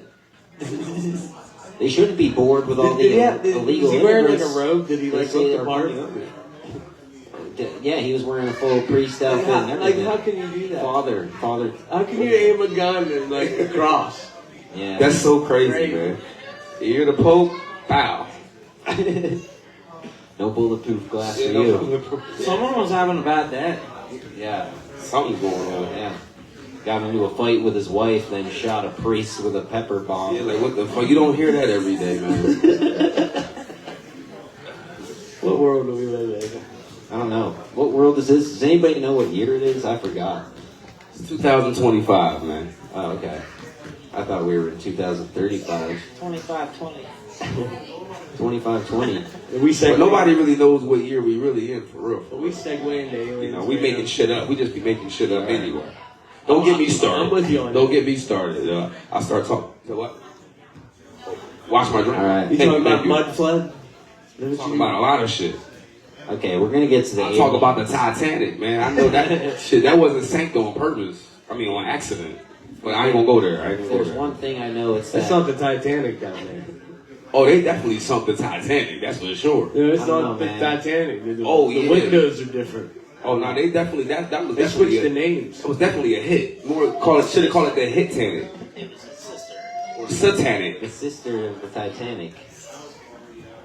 Yeah, you know, actually, from what I've heard, icebergs can't tear through steel beams. They should have just went straight through the iceberg and they fucking would have lived. And I wouldn't have saved Rose for shit. I That think shit the fucked me up. Titanic was actually a hologram. I'm still mad at him. I'm still pissed off at Jack. Every time I watch Jack, I just get so pissed off at him. Yeah, man, like, really, you don't have that much of a will to live. You just give up in the middle of the water there. Why didn't you just get on the iceberg with him though? It's my whole thing though. Like, or why didn't y'all like switch shifts? Like, She was on a door. I don't understand. Like, There was plenty of room to float on that door. and she cheated on him. Like, it's crazy. She just met that motherfucker too, yo. It's like, yeah. Nobody ever talks about that. Draw a picture of me and then I'll cheat on you. Rose was not right. Draw the picture. Rose was like a a horrible napkin. person. And is there any evidence on Rose if she has frostbite or not? No. So Jack, yeah. Yeah, there's at least Yeah. 3 people's face on that. And then she throws away the motherfucking necklace at the end and shit. Like, I mean, Jack risked his life for you. You just throw it back in the river. Shit fucked me up, man. Complete slap in the Yeah, face. some octopus or a crab. Yeah, or something man. like gather up. She must have been really. But real shit though, the Titanic was a hit, man. I'm just trying to let y'all know, man. That's Like, He was a peasant. He was There was a rich- dishonorable. there was a rich man on that boat, man. I mean, I'll let y'all look it up It though. was a couple. It was a couple rich people. Yeah. But it was one rich dude that they wanted dead, though. For sure, for sure. They sunk. His name was John. John. Yeah. That doesn't surprise me. Real Considering shit, it's look the it most up, man. common Look it name. up, man. And now we have federal banks because he gone. Yeah. I'm not joking. It's like a World Trade Center scenario. It's like we got The Cash App man. The Cash App man was killed. Oh, they killed him too. the Cash App guy. Yeah, they're killing. If you're making money, they're about to kill you. They about to start going. A whole bunch of YouTubers about to start just going out. So you start making content, They're all getting arrested. all arrested, all type of shit, man. Like, don't get me started on conspiracies, man. Shit, that's all I watch. I might. Okay. I could get into some weird topics. I don't even know how well they. This don't always have to be about music, man. It can be about life. These are topics that could get us canceled in this day and age, you know? Oh, that's okay. I'm with that. I don't Ask care, me man. anything. I don't care. I like being edgy. Yeah, me too. Yeah, we're trolls. We're trolls. We're trolls. Ridge. Yeah. You're a troll. I like lamp. I got a couple of them. Okay. Yeah, I have a lamp. I almost drank my microphone. No. What's happening here? I don't know, man. We're devolving into chaos. Now the world really is devolving into chaos. All bullshit, no bullshit aside, bro. It's crazy, man. How there's like so much lack of peace. You know what I mean? Like all jokes aside, man, we kind of like need more peace in the world. You know what I'm saying? Because like you were saying, Sasha, there's so much more chaos, man, and it's very unfortunate. You know, because there's so many people out here with talent and with stuff to say, and you know, but it's so like overshadowed by evil. You know what I mean? Like it's so much easier. It's so much easier like to be rude to somebody than to actually like be nice to them and be genuine about it. You know what I mean? Like, well, they made it so hard to do anything. You can't even be genuine to people without thinking that without them thinking you have ulterior motive or like. You know, I just want the world to go back to like where it was peaceful. You can say hello to somebody and like they know that it's genuine. You know what I mean? Apart from like they thinking that, you know, everybody has so much to gain over each other, or you know what I mean? It's just not the same. It's kind of like everybody has sort of been like hacked in the modern day. Like they're so manipulated by everything going on in the world. Like the Matrix was real. They have no focus on their own life, and it's like, you know, you only have so much control over these like global issues and things happening all over the place. You know, really we should just all be focusing on what we can reasonably do, and yeah, peace. You know, that means and stay in your lane, almost like, you know, like don't go beyond your means. You know what I mean? Like stay in your lane. You know, what you do is what you do, and don't try to like do more than that. You know what I mean? Like for instance, like we're here for the community. Let's stick to that. You know what I mean? Let's stick for our community. Like it'd be great to like try to go for the whole world, but we got to start here first. You know what I mean? We can't like, yeah, I'm gonna like I want to do something for the whole entire world, and our city don't respect us. You know what I'm saying? You got to like do something for the city, this city right here, this community. You know what I mean? Bring shows out here, bring positive influence out here. You know. Bring people from other cities out here. You know what I'm saying? Like, it's not always about going out all the time. You know what I mean? Sometimes it's about, like, uplifting your own community. And sometimes I feel like we don't do that enough. We don't uplift each other, down to the rappers, down to comedians, down to podcasters. You know, if we all come together and, like, you know, stick with each other, you know, the city really will grow. But it's not going to grow if we don't, you know, respect each other's genres and respect each other first and foremost, and, you know, uplift each other, man. Well, that's definitely what we're doing here. Like having this podcast and having this platform in order to talk about the things we do. I see that. Shout out to Richard McGarvey, man, for letting us do this, by the way, too, man. Thanks always to Rich. This is the best place to see live music in Altoona by far. I mean, we had Nail Bite play here. Yeah, man, I gave him the front money for this place, man. He never tells anybody that, though.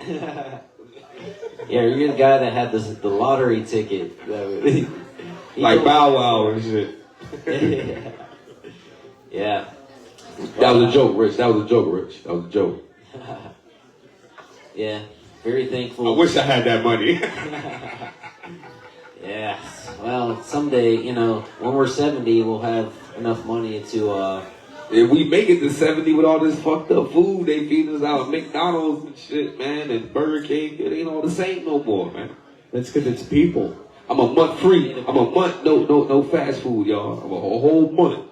They're not, you know what I'm saying? That's a good cemeteries. Because I was eating that shit every day. And not everybody's getting cremated. Nah, I ain't getting cremated, man. No, I'm saying they're not making cemeteries anymore. Not everybody's getting cremated. That's what we're eating at McDonald's and Kentucky Fried Chicken. We're eating people. Wait, you serious? They're not making no more graveyards? No. Where's so no more pennies and no more graveyards? What the fuck else is going to happen? no more cash. Well, yeah, that's happening soon, man. They're going to say we're going to eat bugs. I eat bugs. You eat bugs. He eats bugs already. This guy lives out in farm country, you know. He probably does eat bugs, honestly. He spends his days chopping trees. You can use an ant as a band-aid. Anybody ever check out that? What? You can use an ant as a band-aid. Oh, yeah. And I ain't talking about your, you know what I mean, mom's sister. Yeah, stitches. Yeah, real shit. Yeah. No joke. I got that. I learned that from Apocalypto. Apocalypse. Yeah, I did see that. That's a Which is good one of movie. my favorite movies, man. If y'all never seen Apocalypto, go watch that. It's crazy. It's no dialogue. I mean, it's no English. Which, if you think about it, those are like one of the greatest movies too, man. The movies like with no English and just all action. Yeah. You know what I mean? Yeah. Well, unless it's like 1908. That was a good movie. Or was it 1912? It's one of those war movies where it's just shot in one scene. I don't know if you ever seen that. It's a great movie, man. Yeah, man. Saving Private Ryan. I saw that one. Yep. It's not better than Saving Private Ryan is not better than 1912 though, or was it 1908? It might have been. It's 1908 actually. It's 1908. Yeah. The movie's literally called that. 1408 with John Cusack. Yep, I saw that. No, that's what Samuel Jackson. That's what Samuel Jackson they in the room, and he never got out that motherfucker either. Too bad for him. No. You think you could survive? Let's say you were put into a scenario where you start off in the first scene of like a new Saw movie. I'll survive it. You survive, even if you have to be reduced to a living head, supported by organs. You could survive still. Would you be willing to do that? Depends on what organ. Picture yourself like a butterfly in a little taxidermy box. You know, you're just pinned up. Your organs, your skeletal system, and just your head. In a cock noose. I don't know. First of all, what the fuck did I do to even get in this situation? You know what I'm saying? I'll never be put in that situation. I'm being honest with y'all, man. You had a skeleton. I killed a Saw man before he get to me. Oh man. Ain't that movie about conscience anyway? Like about like if you did some bullshit, he come back and get you and all that. You better not. It's like karma. Yeah. He's a karma type person. Yeah, karma. The first one was good anyway. All the rest was just dragged out. It was just too much. Yeah, it's like. Dude, there's like 10 of them. What do you think is the worst death you could imagine? I don't know, man. I'm too focused on life right now to worry about death, man. Be honest with you, there's a lot. I don't even want to get too serious about it, man. It's the way people grew up, the way I grew up, man. It's just you rather just focus on life and the positivity of what's going on. You know what I mean? Because death is inevitable. But if you just focus on life, you know, you don't have to. That's not even in your head right now. We're only here for a little bit. Yeah, that's true. So go ahead and make the best of your life. You know, as far as I don't really Once lights are out, it's over. I don't even want to talk about that because that's not even a joke. You know what I mean? That's a horrible. I don't even want to talk about that, man. Life is beautiful. I like horror movies. Let's talk about life. So I always try to imagine terrible death scenarios that could be in the next Saw movie. Like getting sanded to death. You just can't let it go. He ain't gonna let it go. I ain't gonna talk about it, bro. I let Sascha talk about it. You know? Think there's a such thing as toxic positivity? I'm just kidding. I mean, show me the way. Show me the way.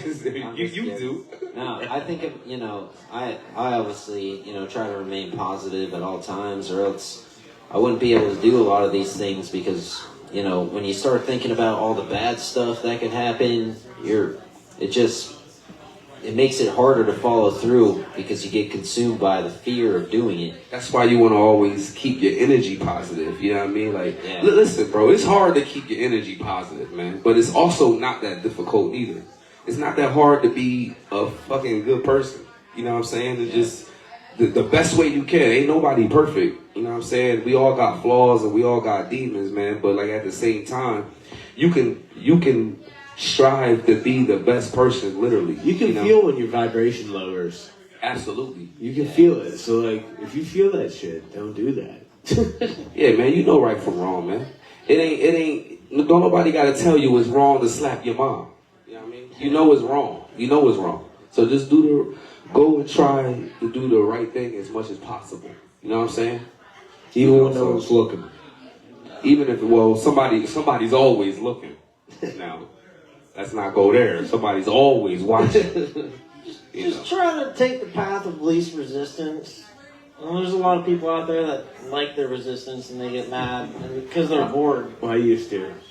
But I used to love resistance. Just going against the grain. It's easy to be a jerk, man. Why do I have to stop here? it's easy. It's easy to be angry, man. It's easy, bro. Yeah. Why is there 4 stop signs? And like I said, ain't nobody. Right. Nah, motherfuckers do be complaining about that shit though. Why? The 4 ways and all that shit, man. But for real though, it's not hard to be positive, man. Just do the right thing the best way you can. Ain't nobody perfect, man. You know what I'm saying? Like, I ain't no damn saint, you know? You know what I mean? I got flaws too, but I still strive to be a good person. And to keep going. You know what I'm saying? Like, and be yourself, man. Like, don't try to front for other people. You know what I'm saying? Like, I'm on this pulpit, I'm on this stage by my, you know what I mean? Like, feeling free right now. You know what I'm saying? Yeah. Not trying to impress y'all. I'm just going with the flow. You always impress me right off the bat, so you don't even have to try. My brother. Appreciate that. But yeah, staying positive. You know, that's one thing. The topic that I thought about covering was, you know, mental health. And positivity, not to cut you off, but that's what brought, like, that's mainly what, like, brought me, I mean, to the city, man. Like, I met my best friend, bro, because of positivity, man. The brother right there. Yo, Puma, what up, God? Puma. My brother Chosen right there, man. That was all positivity. You know what I'm saying? I didn't meet them through negativeness. You know what I'm saying? It was all a positive movement. And now, like, we still striving. Like, my brother doing comedy now, man. My brother Chosen got, like, one of the best albums out. You know what I'm saying? So, like, it's just all positive movements. It's not about, like, I feel like when people bring negative around, like, you keep acting negative shit gonna come your way. You know what I'm saying? It's true. But if you think positive, you can do positive. And if you do positive, more people will start, like, gravitating that around you without even you realizing that. You'll start seeing people, like, just start, you know, hey, I got a show coming up, or I got this coming up. That's all from positive energy. You know what I'm saying? It's all from that. And that's what I try to strive to be, man. I just try to be positive. I'm not perfect. I ain't no saint. I ain't great. I'm just positive. That's it. Energy's everything. Energy is everything, man. And you gotta keep that shit positive. That's one thing I've learned is, you know, like, human beings, we have the ability to pick up on these things that are almost like fourth dimensional aspects of reality that we're not even really considering. Right. You know, and that's where the idea of, like, a person's energy comes from. It's a summation of all the data that we're gathering just by experiencing them, seeing them, being around them.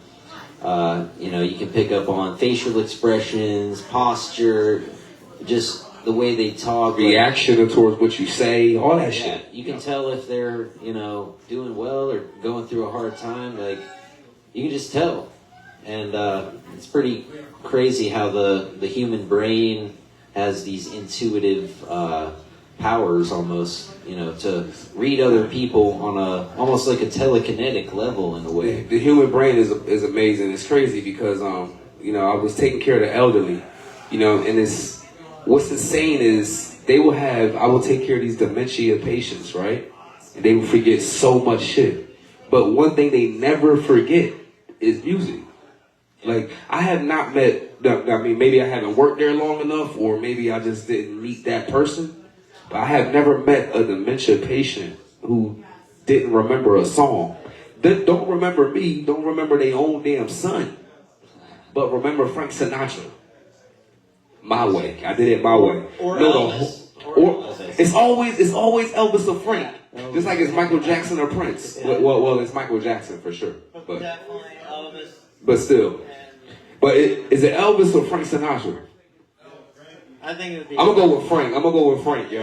I did it my way, yo. I'm gonna go with Frank, man. I fuss with Frank. And I watch Sopranos too, so. Come fly with me. That's my shit. Come fly with me. Yeah. Even though I say that's my shit, that's the only words I know to the song is come fly with me. Yeah, me too. That's alright, mama. I don't know that song. Is that Elvis? That's alright with you. That's Elvis. That's definitely Elvis. Something anyway you do. Something like that. I don't know. So, Just like Michael Jackson or Prince. I would have to. Come on now, answer right I'm now. gonna say Prince. There ain't no wrong answer. Ain't no wrong answer. Michael Jackson. It's definitely Michael Jackson. He's the kid. DMX or Tupac. Yeah, but can Michael Jackson slap at the bass? Michael Jackson a moonwalker debate. What you talking about? He moonwalk on that bass. Now, I would think. Michael Jackson was pretty epic, you Hey, know. Prince is better than Michael Jackson though. I don't care about what they have to say about Michael Not Jackson. not singing wise. I mean, he was a pioneer himself though too, you know, because he set the tone for, well, one of the ones that actually set the tone for like, you know, owning your masters. And if you don't own your shit, you know, you just gotta like, that's why he named himself the name formerly known as Prince. He turned himself into a symbol. Before Prince turned himself, yes, that Eminem song. Oh, I don't know that part. I don't know the reference, Sasha. That's where that, you know, Prince, he made the symbol. You know? Oh, that's what you're saying. Does anybody know about this? I know about this. Okay. Jesus Christ. Overall, Michael The Jackson. symbol formerly known as Prince. Yep, exactly. All right, I The gotta symbol. use the bathroom. We- real we quick. all know Michael I'm gonna let Jackson. It's all right, you it's all right. guys, You got two other this hosts. podcast. Y'all better ask some questions, man. Sasha I'm gone. gonna So you said DMX or Tupac. DMX and Tupac. Which one are you taking and why? I used to say Tupac when I was a kid, but it's DMX, man. Explain. Why? Yeah. It's the voice of the people. He was on me. The voice of the people, man. Rough Rider. You know what I'm saying? You heard somebody out there just now? It's that simple. That's why. I mean, you can walk around saying thug life, or you can go around barking. I mean, you can't go wrong either way. I'm with it. Nah, I'm gonna say DMX though, for real. I watched it. Nas or Jay-Z? Nas. Okay, all right, good answer, man, good answer. Kendrick or J. Cole? J. Cole, probably. Who'd you say? I said Kendrick or J. Cole. Oh, he said. Okay, I thought he said New Kid. I love J. Cole, I love Kendrick. You wanna know something though? It's crazy, man, because when Kendrick came out with that, you know, his new album, I did love it. I did love it at first, man. I still love it. But it's just something more about, J. Cole's influence is more positive. Like, it's more like, influential. It's more like influential and more relevant. Like, people can, like, understand him more. Kendrick, I don't want to say he's a better rapper. You're talking about Kendrick Lamar, right? I'm talking about J. Cole first. You know what I mean? You know, he's more influential. Like, he's more relatable to the people. You don't think so? He's more inspiring. You know, he's not like, you know, one thing I don't like what Kendrick Lamar did, you know, like, I know it don't really mean nothing. You know what I'm saying? But this is my opinion since I'm on stage. I don't like the fact that he did They Not Like Us. I don't like it. You know what I'm saying? Because he kind of like used that to be like, you know, more negative towards another black man. And it was kind of like fucked up. Like, you know what I mean? Then he got the whole crowd going, they not like us. And he is like us. You know what I'm saying? And it kind of fucked me up a little bit. Like, I don't condone it. I don't like it. I don't think he should have did that. That's not the way to go, like, to try to, like, you know, bring people together by trying to bring somebody that look like him down. So that's kind of what he did. You know what I mean? Like, he brought a whole nother rapper down just to bring himself up. And then everybody liked this shit. But it's kind of fucked up. Yeah. It's kind of fucked up, man. So, I you know, that kind of left a stain, you know what I mean? Like, don't get me wrong, Kendrick Lamar I still like his music. And I still like his, The Pimp a Butterfly is my favorite album. You know what I'm saying? But like, as far as, even Generation X, that's a good album. But it's not promoting the right, it's not promoting what it's supposed to promote as like, especially like my culture as a whole, it's not promoting the right stuff. It's actually just bringing us down. It brought us back like 10 years, but like nobody's talking about it. Talking about they not like us. Yeah, not like us. Well, all I can say is I've been a Kendrick Lamar fan since Good Kid, Mad City, back when I was living in Philadelphia, the cold hard streets. So yeah, Northeast Philly, it's a pretty rough place. Yeah, man. It was like my fucking neighbor had a revolver and like 15 cameras on his house. He was paranoid as fuck. But Yeah, I mean, I feel like Kendrick Lamar's music has gotten weirder and weirder as it goes. Like more industry. Got more industrial. It's just like he's just become his own thing now. He's like the Radiohead of rap. It's just he's just Kendrick Lamar. It's his own genre. It's like poetry, that's applied to beats with some weird ass shit like Tyler the Creator. Like, it kind of feels a little bit disjointed to me, even though it's, I can see the artistry. Obviously, I appreciate Kendrick Lamar's like lyrical abilities. Right, and that's what manipulates you, and that's what draws you in, your lyrical ability, because you can start saying some wonderful shit. I mean, some mean, horrible shit, but make it sound so wonderful because you're lyrical. Yeah, you know what I'm saying? Yeah, it did have that effect back in the day. Now I'm feeling like it's just not. It's not hitting the same. Taylor Swift was going They Not Like Us. And when she did that shit, I was like, oh, damn. Yeah, they should have had Taylor Swift. It's over now. Taylor Swift is fucking bobbing to this shit. And I love Taylor Swift.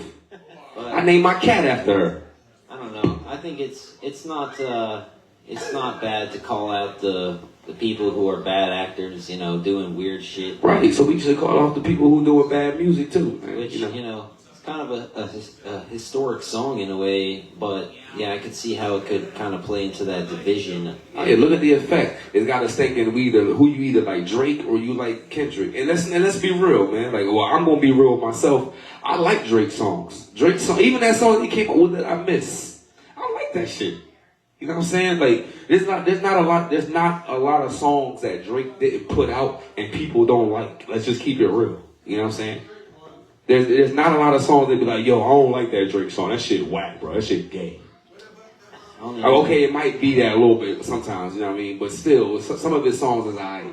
I mean, most of his songs is alright. He might sing a little too much. Drake is but that's his problem. One of those artists that I just never really got into. I mean, like, I know a couple songs.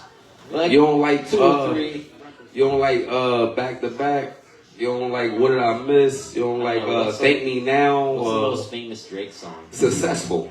I don't even with know Trey that. Songz. That's one. Yeah. I think it's Freckles fake. I think he I don't even know that Freckles fake. So I was saying that can't be the one favorite song. I don't even know that shit. But you know Successful with Trey Songz, right?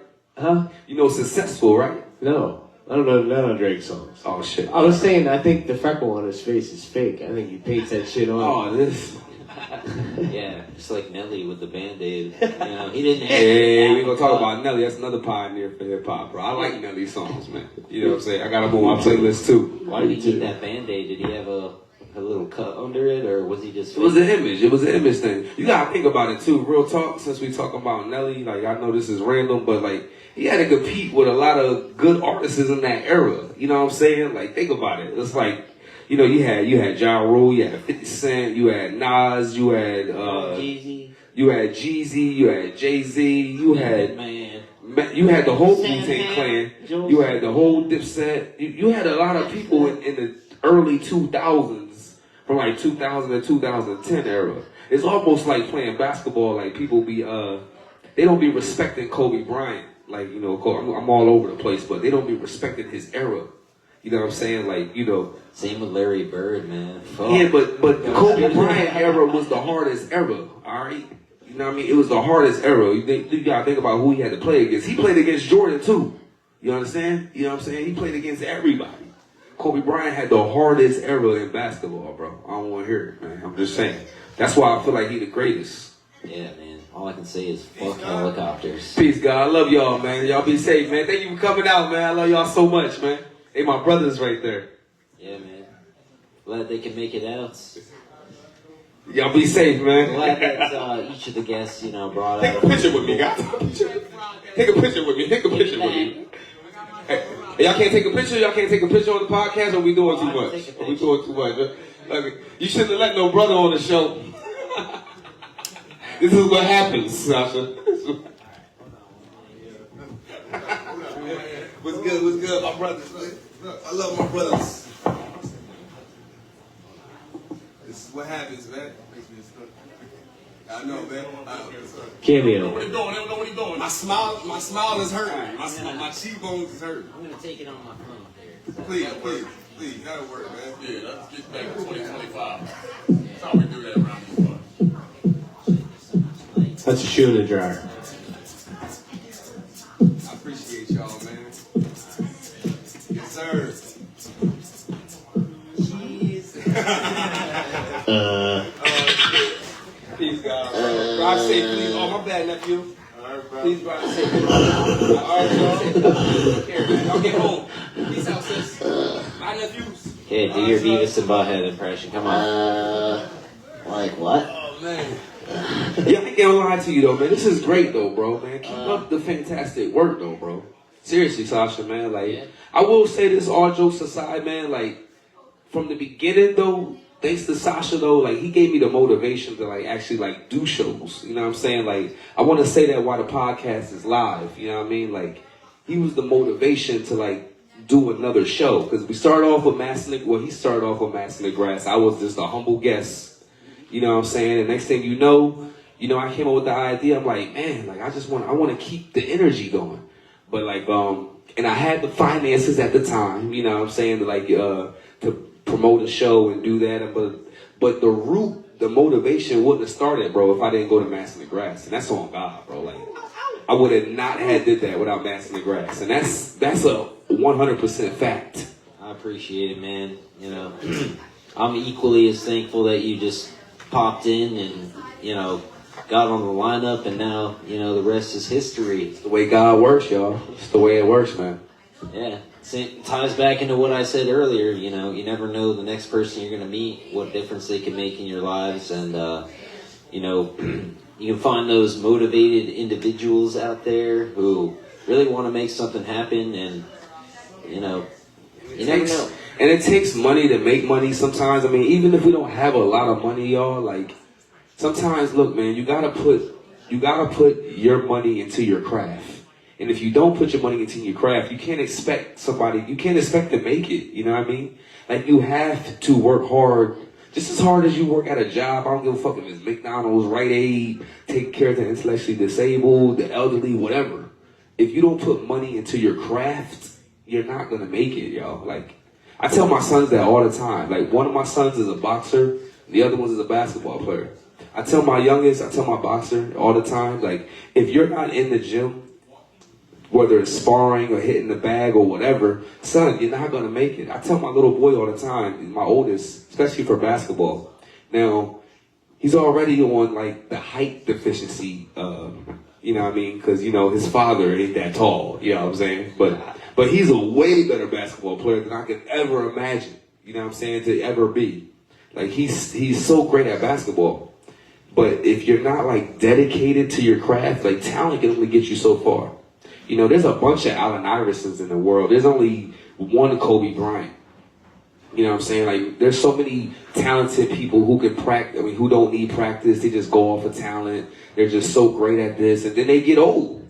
You know what I'm saying? And then you just get played out. Manifestation takes action. People don't understand that gravity is real, and you will get old. Like, you're not gonna be young forever. You're gonna be an old ass man or an old ass woman, and then you're just gonna be an old ass nobody because you just didn't like focus on your craft when you were young. And I don't want to go out like that, man. Like, I don't want to go out. I don't want to just be an old ass nobody, yo. Like, I'm already 35. You know what I mean? I'm not the greatest person in the world, but like, I don't want to be like a person to be like, oh, I'm 50. I should have did this. I should have did that. Damn, I could have did that right there, man. If only I had the dedication, man. It's all your fault. Just like in chess. Like, if you lose in chess, it is 100% your fault. It is like nobody else's fault why you got checkmated, nigga. Like, it's all your fault. Like, you have to take accountability for your life, for your downfalls, and for your upbringings. Why you're at where you're at, it's all your fault. If you didn't make it in life, it's your fault. If you made it in life, that's your fault too. But like, people don't take they don't take accountability for their faults. They just take accountability for their upbringings or for their accomplishments. But like, you're not where you're at because of you. You know what I mean? Like, it's not nobody else. Like, I don't care like how old you are. I don't give a fuck if you 17 or if you 16 or if you 27 or 47, wherever you're at is all your fault.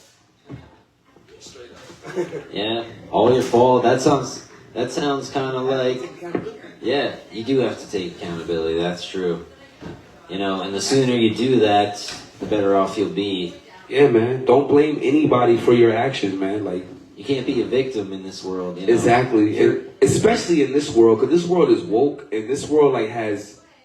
I tell my sons this all the time, whom are 13 and 14. I got another baby on the way too, man. My girlfriend's 5 months pregnant, man. So yeah, we're gonna have a little girl, man. I know. Halani's on the way. But I tell them all the time, especially my teenage sons, man, my 14-year-old, you're only a little kid for a little bit and you're an adult way longer. You know what I'm saying? So like, he only has 4 years to like really get shit going. Or else you're going to be working at McDonald's or taking care of the intellectually disabled like me. You know what I'm saying? You can like focus on your craft and just really take off. Or you can be like, oh, I got my whole life ahead of me. I'll be fine. I'm still young. And then you realize you're 30. Or fuck it, you realize you're 20. Then you realize you're 25. Next thing you know, you are 30. And then you're 35. And the next thing you know, you're like, where'd my life go? And you're in your life the whole time. If you just focus on like what you're supposed to do, you know what I mean? Which I wish that I did, like when I was younger. You know what I mean? Like I wish I had the ability and the resources and the like finances to like do my own shows like how you was doing, brother. I wish I met you 10, 12 years ago, bro. You know what I mean? Because like I said, you motivated me, man. And if I had met you 10, 12 years ago, you know what I mean? Who knows where I would be? I don't know what you were doing 10 years ago. Same old shit. See, but I'm pretty sure you were on a path to Mass in the Grass because when I met you, you were already doing Mass in the Grass for like 4 years. You know what I mean? It wasn't like your first rodeo. You know what I mean? When you met me, it was my first rodeo. You know what I'm saying? So like I just learned from one of the best, which was you. You know what I mean? And here I am today, bro. And I got nobody to blame for myself, for my success or my failures, bro. You know, I'm a regular person, just like the rest of you guys. But I can honest to God say, like right hand to God, I wouldn't change my life for shit. You know what I'm saying? Like I would not like, I love where I'm at right now. You know what I'm saying? Like 2 beautiful children who are masculine, you know what I mean? You know what I mean? Who are strong and, you know, that's the best thing you want as a father sometimes too, all jokes aside, man. Like whether they be successful or a failure, you know, if you have sons, you want them to at least be masculine. You know what I mean? At least understand the morals of being strong. You know what I mean? Like of strength. Strength as in mental and physical. Like strength as in I can do this. And as a father, I can say I'm not the greatest father in the world, but that's the one thing that I instilled in my sons is the fact that they know that they can do it. Like if they get bullied, if my sons was to get bullied in school, I'll probably be like, what the hell going on? What the fuck going on? Like I would not feel bad for them because they have the knowledge of self-defense and strength and masculinity and the strength and the ability to know, you know, I can handle this situation. You know what I mean? Like they're not ignorant to the fact. You know what I mean? Like, especially because I grew up being bullied. You know what I mean? So I wanted my sons to have the knowledge and the strength, physical strength, to protect themselves. You know what I mean? Because I didn't have my father growing up. You know what I mean? But my boys did, and they do. So that's the one thing that I always wanted to instill in them was just masculinity and I can do this. And my sons believe it. They truly believe that they can do it. Whether they fail or not, they know that they can get back up. You know, and that's what that's the one thing I instilled in my babies. Yeah, man, that's some good fucking advice. Let's give that advice a fucking hand right there. Yeah, I have kids too, and that almost brought a tear to my eye. You know, it actually did. It's right, you know, here. I gotta wipe it off here. I just want these boys to grow up strong, and I don't want my daughter to end up a stripper. If my daughter ends up a stripper, I fucked up in life. I failed, man. I'm like, fuck. No, she's gonna be a badass rapper. Well, that'd be good. I actually just want her to, you know, focus on God forbid anything happened to her wrong, I just want her to focus on self-defense right now. Like, I already told my girlfriend she's learning jiu-jitsu out the womb. There you go. You're already in a boxer, and a basketball player, and a player. Exactly. That's gonna be my baby girl, and I'm nervous, man, having a daughter. Like I don't know what to expect, but I do know that I want to make sure that she's as strong as she can be. Because Congratulations. Thank you. Today's world is very dangerous, man. Especially for women, it's very dangerous for them. That's why I advise all women to learn to protect yourselves, learn to defend yourselves, because there's more fucked up men in this world than it is good men. And I'm sad to say that. It's very sad to say that, but it's the truth. There's more men out here who really just want to take away your virtue and see what they can get out of you instead of like acknowledging the best of your potential. So as women, y'all should keep that in mind. There's more fucked up people out here than there is good people. So yeah, that's probably true, honestly. But I think, the one thing you touched on there is the usefulness of males and masculine traits. I've heard about feminist women not even wanting to give birth to male babies. Like, shit's going haywire with like the gender roles and stuff. And I feel like each gender has its strengths and weaknesses. Every gender has their strengths and weaknesses, man. Yeah, if women could reproduce asexually, then maybe a planet full of women would be good. But I think the planet full of everybody right here, right now is perfect, man. Exactly. You know what I'm saying? We should all be need a together. balance. Yes, we definitely need a balance. You don't want a world full of women and a world full of men. You know what I mean? You don't want that. And you don't want to. It's got to be this. Well, we all aliens. We the aliens, man. We the Yeah. motherfuckers going to other planets, taking over and shit. Aliens of the government, man. The government is an alien. He's a reptilian. Don't get me started. We want you. I gotta stop watching so much YouTube and shit. I think Katy Perry's a fucking alien. She is. I seen her glitching one day, bro, with her eyebrow and shit. I was like, yo, what the fuck is that? Then the music in the background don't make it no better. That's part of the act. That's all part of the act. She's trying to look like a doll, Yeah, that was a little weird, but yeah, man. As far as aliens go, I believe they have to be out there. There's no way they're not. Out there or already here? Well, they could be already here, But what is an alien, though? Let's since we're talking about it, is an alien a bad person, or is it just what is the definition of an alien? Someone foreign? Somebody who crossed over the border. I think we're aliens. I mean, no, fucked up. Hey, whoever. I hope ain't nobody here.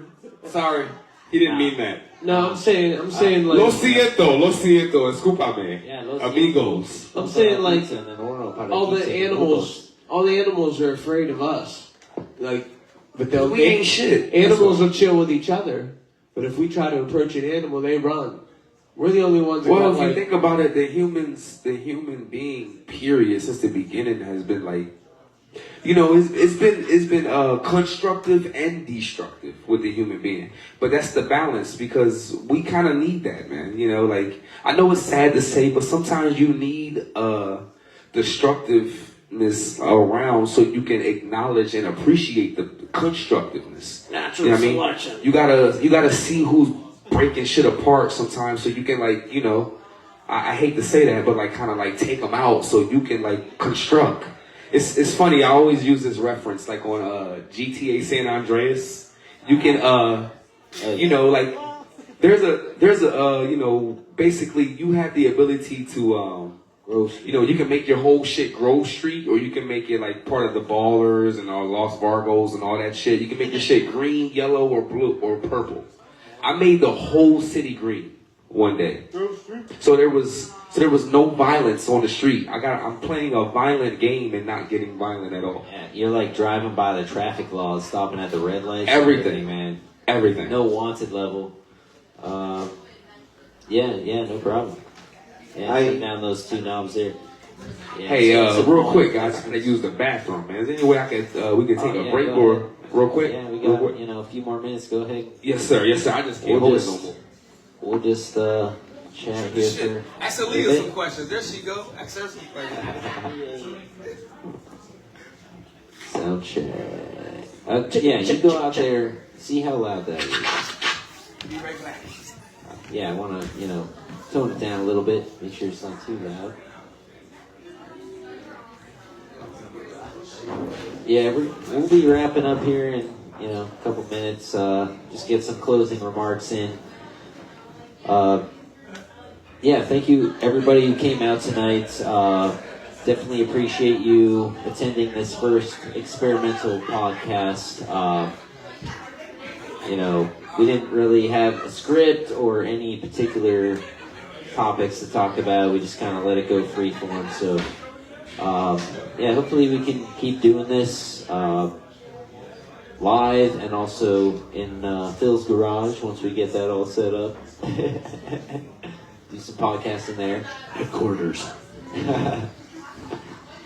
But yeah, we'll do some closing remarks here, and then we'll wrap it up. Thank you for joining us once again. Save Point Podcast with our guests Philly Gerbs Wagner and Luke McCloskey. Make sure you check out Mass in the Grass next year. Second weekend of August. It's going to be. I mean, if you haven't been before, where the f*** have you been? We had some really good bands out there. We're trying to get 50 musical acts there this year. 3 separate stages. It all kind of has a hometown vibe to it still. It's not like Bonnaroo. It's a hometown music festival, but yeah, you definitely have some cool experiences there, so make sure you check that out. Yeah. Let's get some McGrath. So you guys can just chat it up here at this point for a couple minutes. I think I have to use the bathroom too, actually. Maybe we should just throw some music on. Yeah. Oh, pretty burnt. Yeah. Well, we'll end the live video here. If you want to catch the overtime, we'll be posting that after the fact. But I think we had a successful thing here. yeah, it was fun. It was fun. Yeah, that was pretty. I think it was dope. Yeah. So, I think we'll close it out here with just the last. Yeah, I think it was dope, man. Going until 9:30. I Definitely. appreciate you guys having me out here today too, man. This was the first podcast, so Yeah. I hope I was a good guest for you guys, Oh, man. Like, You're great. Yeah. I greatly, truly appreciate this. Yeah, I think this is my second to third interview. You know what I mean? So, like I said, man, I haven't been interviewed that much, so I'm not the greatest of being interviewed, but doing my best. So You did great, man. Thank you. We covered all kinds of topics. we really were all did. over the We place. really did, man. That's what a podcast is all about. It's all about just talking and shooting the shit, man, and getting to know the real person. I know you probably get sometimes people are trying to be somebody they're not, or trying to be too cool, and I just don't have time for that, man. Yeah. Shit. You gotta try to be real. Be real, man. If I had to fart on stage, I would have fucking farted. I would have put it up to the mic and farted. Yeah. All right, guys. Well, we're gonna sign off here. We'll play one last track. Track to play, Harold. Some 90s shit. Nelly, ride with me. Yeah, let's do that. Since we're speaking of Nelly. I think Facebook has the rights to play. I appreciate you guys coming out.